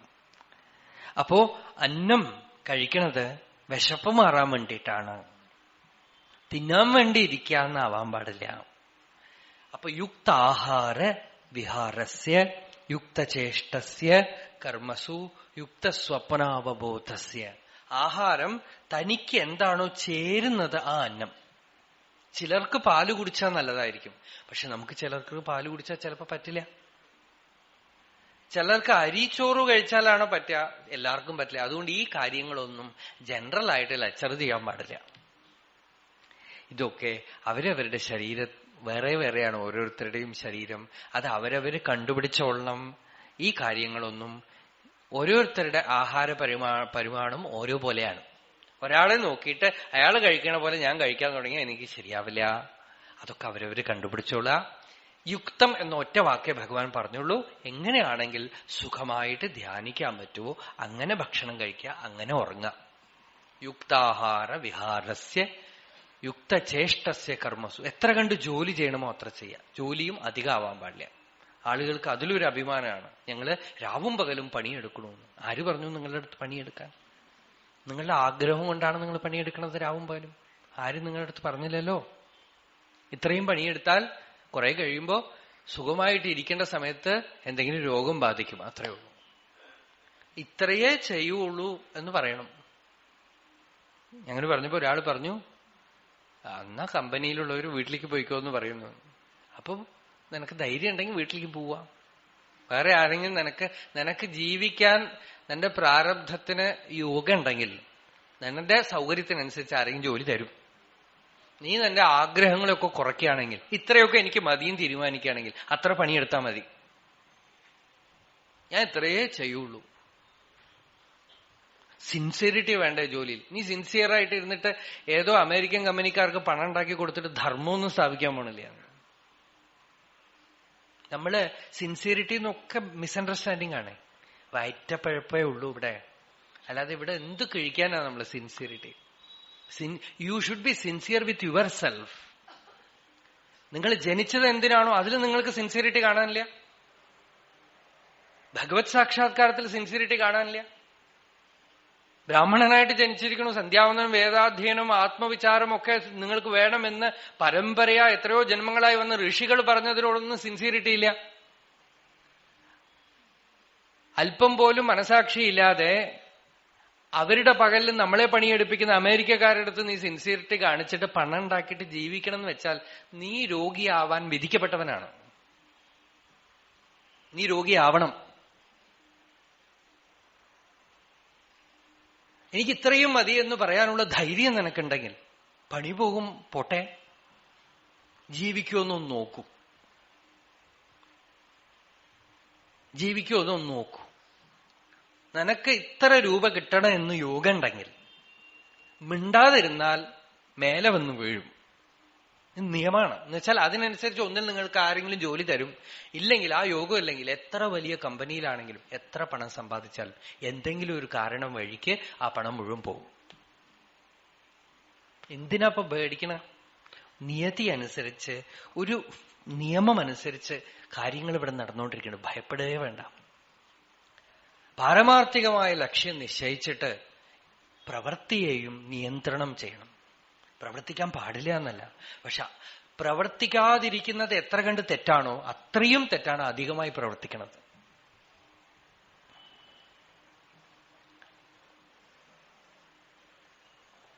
അത് വലിയ പാപം, നമ്മളുടെ ഉള്ളിലുള്ള അന്തര്യാമിയോട് ചെയ്യുന്ന പാപമാണ്. സ്വാമി രാമതീർത്ഥന്റെ അടുത്ത് ചോദിച്ചു, നിങ്ങളിങ്ങനെ വെറുതെ ഏകാന്തത്തിൽ ഇരിക്കണമല്ലോ, should you not serve the world, show pity to others? അപ്പൊ രാമതീർത്ഥൻ പറഞ്ഞു, my dear boy, show pity to yourself. Serving the world, is it not that business already overcrowded? Leave Rama alone. കുറച്ചുപേരെങ്കിലും വേണം. Let a few souls live for God and for God alone. And let the world go. Have no compromise. Then you will see all good arise from it. Vivekananda സ്വാമിയുടെ വചനാണത്. എല്ലാ നന്മകളും അതിൽ നിന്നും പൊന്തി വരുമെന്നാണ്. മുഖ്യമായി ജനിച്ചത് എന്തിനാണോ, എന്താണോ പർപ്പസ്, അത് മറന്നു കളയരുത്. മറന്നു കളഞ്ഞാൽ ഒക്കെ പോയി, തകിടം മറഞ്ഞു, പിന്നെ പിടിച്ചിട്ട് കിട്ടില്ല. അതുകൊണ്ട് ഭഗവാൻ അപാര കാരുണ്യത്തോടുകൂടെ പറയാണ്, എല്ലാത്തിലും താളത്തോട്. ഒന്നും ചെയ്യണ്ടെന്ന് കൃഷ്ണൻ പറഞ്ഞു. പ്രവൃത്തി എടുക്കണ്ടേ, പ്രവൃത്തി ചെയ്യണം. ഊണ് കഴിക്കണ്ടേ, ഊണ് കഴിക്കണം. ഉറങ്ങണ്ടേ, ഉറങ്ങണം. ലൗകിക സുഖങ്ങൾ അനുഭവിക്കണ്ടേ, അനുഭവിക്കണം. അതാണ് വിഹാരം എന്ന് പറഞ്ഞത്. യുക്ത ആഹാര വിഹാരസ്യ യുക്ത ചേഷ്ടസ്യ കർമ്മസു യുക്ത സ്വപ്നാവബോധസ്യ. എല്ലാത്തിലും നടുക്ക് നിൽക്കാൻ പഠിക്കുക. നമ്മൾ എന്തിലും അധികം പ്രവർത്തിക്കണത് ശ്രദ്ധിച്ചാൽ കാണാം, അഹങ്കാരം കൊണ്ടാണ്. എന്തിലും ഈ താറാവിനെ വെട്ടിയ നിയമമാണ്. എന്തിലെങ്കിലുമൊക്കെ നമ്മൾ അധികം കാണിക്കണമെന്ന് വെച്ചാൽ എന്തോ നമ്മളുടെ ഈഗോ അവിടെ ഉണ്ട്, അല്ലെങ്കിൽ അധികം ഉണ്ടാവില്ല. എപ്പോഴും ശാന്തരായിട്ടുള്ളവർ നിലയ്ക്ക് നിൽക്കും. നമ്മൾക്കൊരു ചൊല്ലുണ്ട്, നിലയ്ക്ക് നിന്നാ മലയ്ക്ക് സമം എന്ന് പറയും. അങ്ങടില്ല, തനിക്ക് ചെയ്യേണ്ടത് എന്താന്ന് വെച്ചാൽ ചെയ്യും, തന്റെ പ്രവൃത്തി എന്താന്ന് വെച്ചാൽ ചെയ്യും. അതിൽ താൻ എങ്ങനെ ഇരിക്കണോ അങ്ങനെ ഇരിക്കും, ശാന്തമായിട്ടിരിക്കും. തന്റെ ഉള്ളിലുള്ള ഊർജമൊക്കെ വ്യയം ചെയ്ത് ലോകത്തിനെ സേവ ചെയ്യുന്നവൻ, അവൻ സേവയൊന്നുമല്ല ചെയ്യുന്നത്. അതുകൊണ്ട് ഒരുപാട് അത്യാഹിത ഉണ്ടാവും. അതിനൊരു ഉദാഹരണം, നല്ലൊരു കഥ ഞാൻ ഈയിടെ കേട്ടു. കടലില് ഈ ലൈറ്റ് ഹൗസ് വെക്കുമല്ലോ. ലൈറ്റ് ഹൗസ് പഴയ കാലത്തൊക്കെ എണ്ണ ഒഴിച്ച് വിളക്ക് കൊളുത്തി വെക്കും, വലിയ വിളക്ക് കൊളുത്തി വെക്കും. അങ്ങനെ ഒരാള് നല്ലവനായിരുന്നു അത്ര വളരെ. അപ്പൊ ഒരു ബോട്ടുകാരൻ വന്നു, അയാൾക്ക് പെട്ടെന്ന് എണ്ണ തീർന്നുപോയി. അയാൾ ഈ ലൈറ്റ് ഹൗസുകാരനോട് ചോദിച്ചു, എനിക്ക് ഇത്തിരി എണ്ണ തരുമോ എന്ന് ചോദിച്ചു. ഈ ലൈറ്റ് ഹൗസ് വയ്ക്കണത് എന്തെങ്കിലും ബോട്ടോ തോണിയോ ആ പാറയിൽ വന്ന് ഇടിച്ച് തകർന്നു പോവാതിരിക്കാൻ വേണ്ടിയിട്ടാണ്. അപ്പൊ ഈ ലൈറ്റ് ഹൗസുകാരൻ ഈ ബോട്ടുകാരന് കുറച്ച് എണ്ണ കൊടുത്തു. ഇതിനെന്താ വില, തരാം എന്ന് പറഞ്ഞു. അപ്പൊ ഈ ബോട്ടുകാരൻ, ഈ ലൈറ്റ് ഹൗസുകാരൻ പറഞ്ഞു, അതൊന്നും സാരമില്ല, നമ്മളൊക്കെ ഒന്നല്ലേ, നിങ്ങൾ എണ്ണ എടുത്തോളൂ. അപ്പൊ ഇയാൾ പതുക്കെ മറ്റുള്ള ബോട്ടുകാരുടെ അടുത്തൊക്കെ പോയി പറഞ്ഞു, ഫ്രീ ആയിട്ട് എണ്ണ കിട്ടുന്നുണ്ട് കേട്ടോ, പോയി വാങ്ങിച്ചോളൂ എന്ന്. അപ്പൊ വരിയായ ആളുകള് എണ്ണ തീർന്നു എന്ന് പറഞ്ഞു വന്നു. ഇയാൾ വളരെ നല്ലവൻ, ഉള്ള എണ്ണയൊക്കെ ഉള്ള ആളുകൾക്കൊക്കെ കൊടുത്തു. അവസാനം വിളക്ക് കൊളുത്താൻ എണ്ണയില്ല. ആ ലൈറ്റ് ഹൗസിലുള്ള വിളക്ക് അങ്ങോട്ട് കെട്ടുപോയി. വലിയ 2-3 കപ്പല് വന്ന് ആ കല്ലിൽ ഇടിച്ചിട്ട് തകർന്നു. ഒരുപാട് ആളുകൾ മരിച്ചുപോയി എന്നാണ്. അതായത് തന്റെ ഊർജത്തിനെ ചിന്തിക്കാതെ വ്യയം ചെയ്യുന്നവൻ പലപ്പോഴും നന്മ ചെയ്യാൻ പുറപ്പെട്ടിട്ട് കൂടുതൽ ആളുകൾക്ക് കുഴപ്പങ്ങൾ ഉണ്ടാക്കി വയ്ക്കും. അതുകൊണ്ട് ഭഗവാൻ നമുക്ക് തന്നിരിക്കുന്നതായ ജീവിതത്തിനെ ഭഗവത് സാക്ഷാത്കാരത്തിന് പ്രയോജനപ്പെടുത്തണം. അതാണ് മുഖ്യധർമ്മം. അവാന്തരധർമ്മമാണ് നമ്മൾ ലോകത്തിൽ ചെയ്യുന്ന കാര്യങ്ങളൊക്കെ തന്നെ. ഇവിടെ ഒന്നും നമ്മളുടെ തലയിൽ ചുമതല വെച്ചിട്ടൊന്നും ഈ ലോകത്തില് ഭഗവാൻ ഒന്നും ഉണ്ടാക്കിയിട്ടില്ല. നമ്മൾ ഇന്ന് രാത്രി ചത്തുപോയാൽ എന്ത് ചെയ്യും? എപ്പോഴും അത് ഓർത്തോളണം. അയ്യോ, ലോകം എങ്ങനെ പോണുവല്ലോ, അങ്ങനെ പോണുവല്ലോ, ഇത് പിടിച്ച് ഉയർത്തണമല്ലോ എന്ന്. ഇതിപ്പോ അദ്ദേഹത്തിന് അറിയില്ലേ നമ്മൾ കരുണാമൂർത്തിയാണ്, സർവജ്ഞനാണ്, സർവശക്തനാണെന്ന് പറഞ്ഞു. എന്നിട്ട് അതിൽ ദൂഷ്യമൊക്കെ കാണുന്നു. എന്തെങ്കിലും നമുക്കറിയാത്ത നിയമം ഉണ്ടാവും ആ ദൂഷ്യത്തിന് പുറകിൽ. നടക്കട്ടെ, നമ്മളെ കൊണ്ട് വല്ലതും നമ്മളുടെ റെസ്പോൺസിബിലിറ്റി ആണെങ്കിൽ നമ്മൾ ആ ജോലിയിലിരിക്കുക നിശ്ചയമായിട്ടും ചെയ്യണം. നമ്മളുടെ ജോലി അല്ലെങ്കിൽ പരധർമ്മോ ഭയാവഹ. നമ്മൾക്കല്ലാത്ത ഫീൽഡാണെങ്കിൽ നമുക്ക് മനസ്സിലാവണില്ല. കാണുമ്പോൾ ചിലതൊക്കെ വിഷമം തോന്നുന്നു. എന്ത് ചെയ്യാൻ പറ്റും? രാഷ്ട്രീയത്തിൽ നമ്മൾക്ക് രാഷ്ട്രീയം അറിയോ? നമുക്ക് പോയി പ്രവർത്തിക്കാൻ പറ്റുമോ? ഒന്നും പറ്റില്ല. പിന്നെ എന്തിനാ അതിനെക്കുറിച്ച് ചിന്തിക്കണേ? മിണ്ടാതിരിക്കൂ. നീ വന്ന കാര്യം നോക്കിയിട്ട് പോകൂ. നീ എന്ത് നന്നാക്കാനൊന്നും വന്നിട്ടില്ല അവിടെ. നീ വിചാരിച്ചോട്ട് നന്നാവൂല്ല. അത് നായയുടെ വാല് പോലെയാണ്. വിവേകാനന്ദ സ്വാമിയോട് പറഞ്ഞു, ഈ ലോകത്തിനെ നന്നാക്കാൻ പുറപ്പെട്ട ആളാണ് അദ്ദേഹം. കുറച്ചൊക്കെ അദ്ദേഹം പറഞ്ഞു അവസാനം അത് നായയുടെ വാല് പോലെയാണെന്ന്. നിവർത്തു വളയും.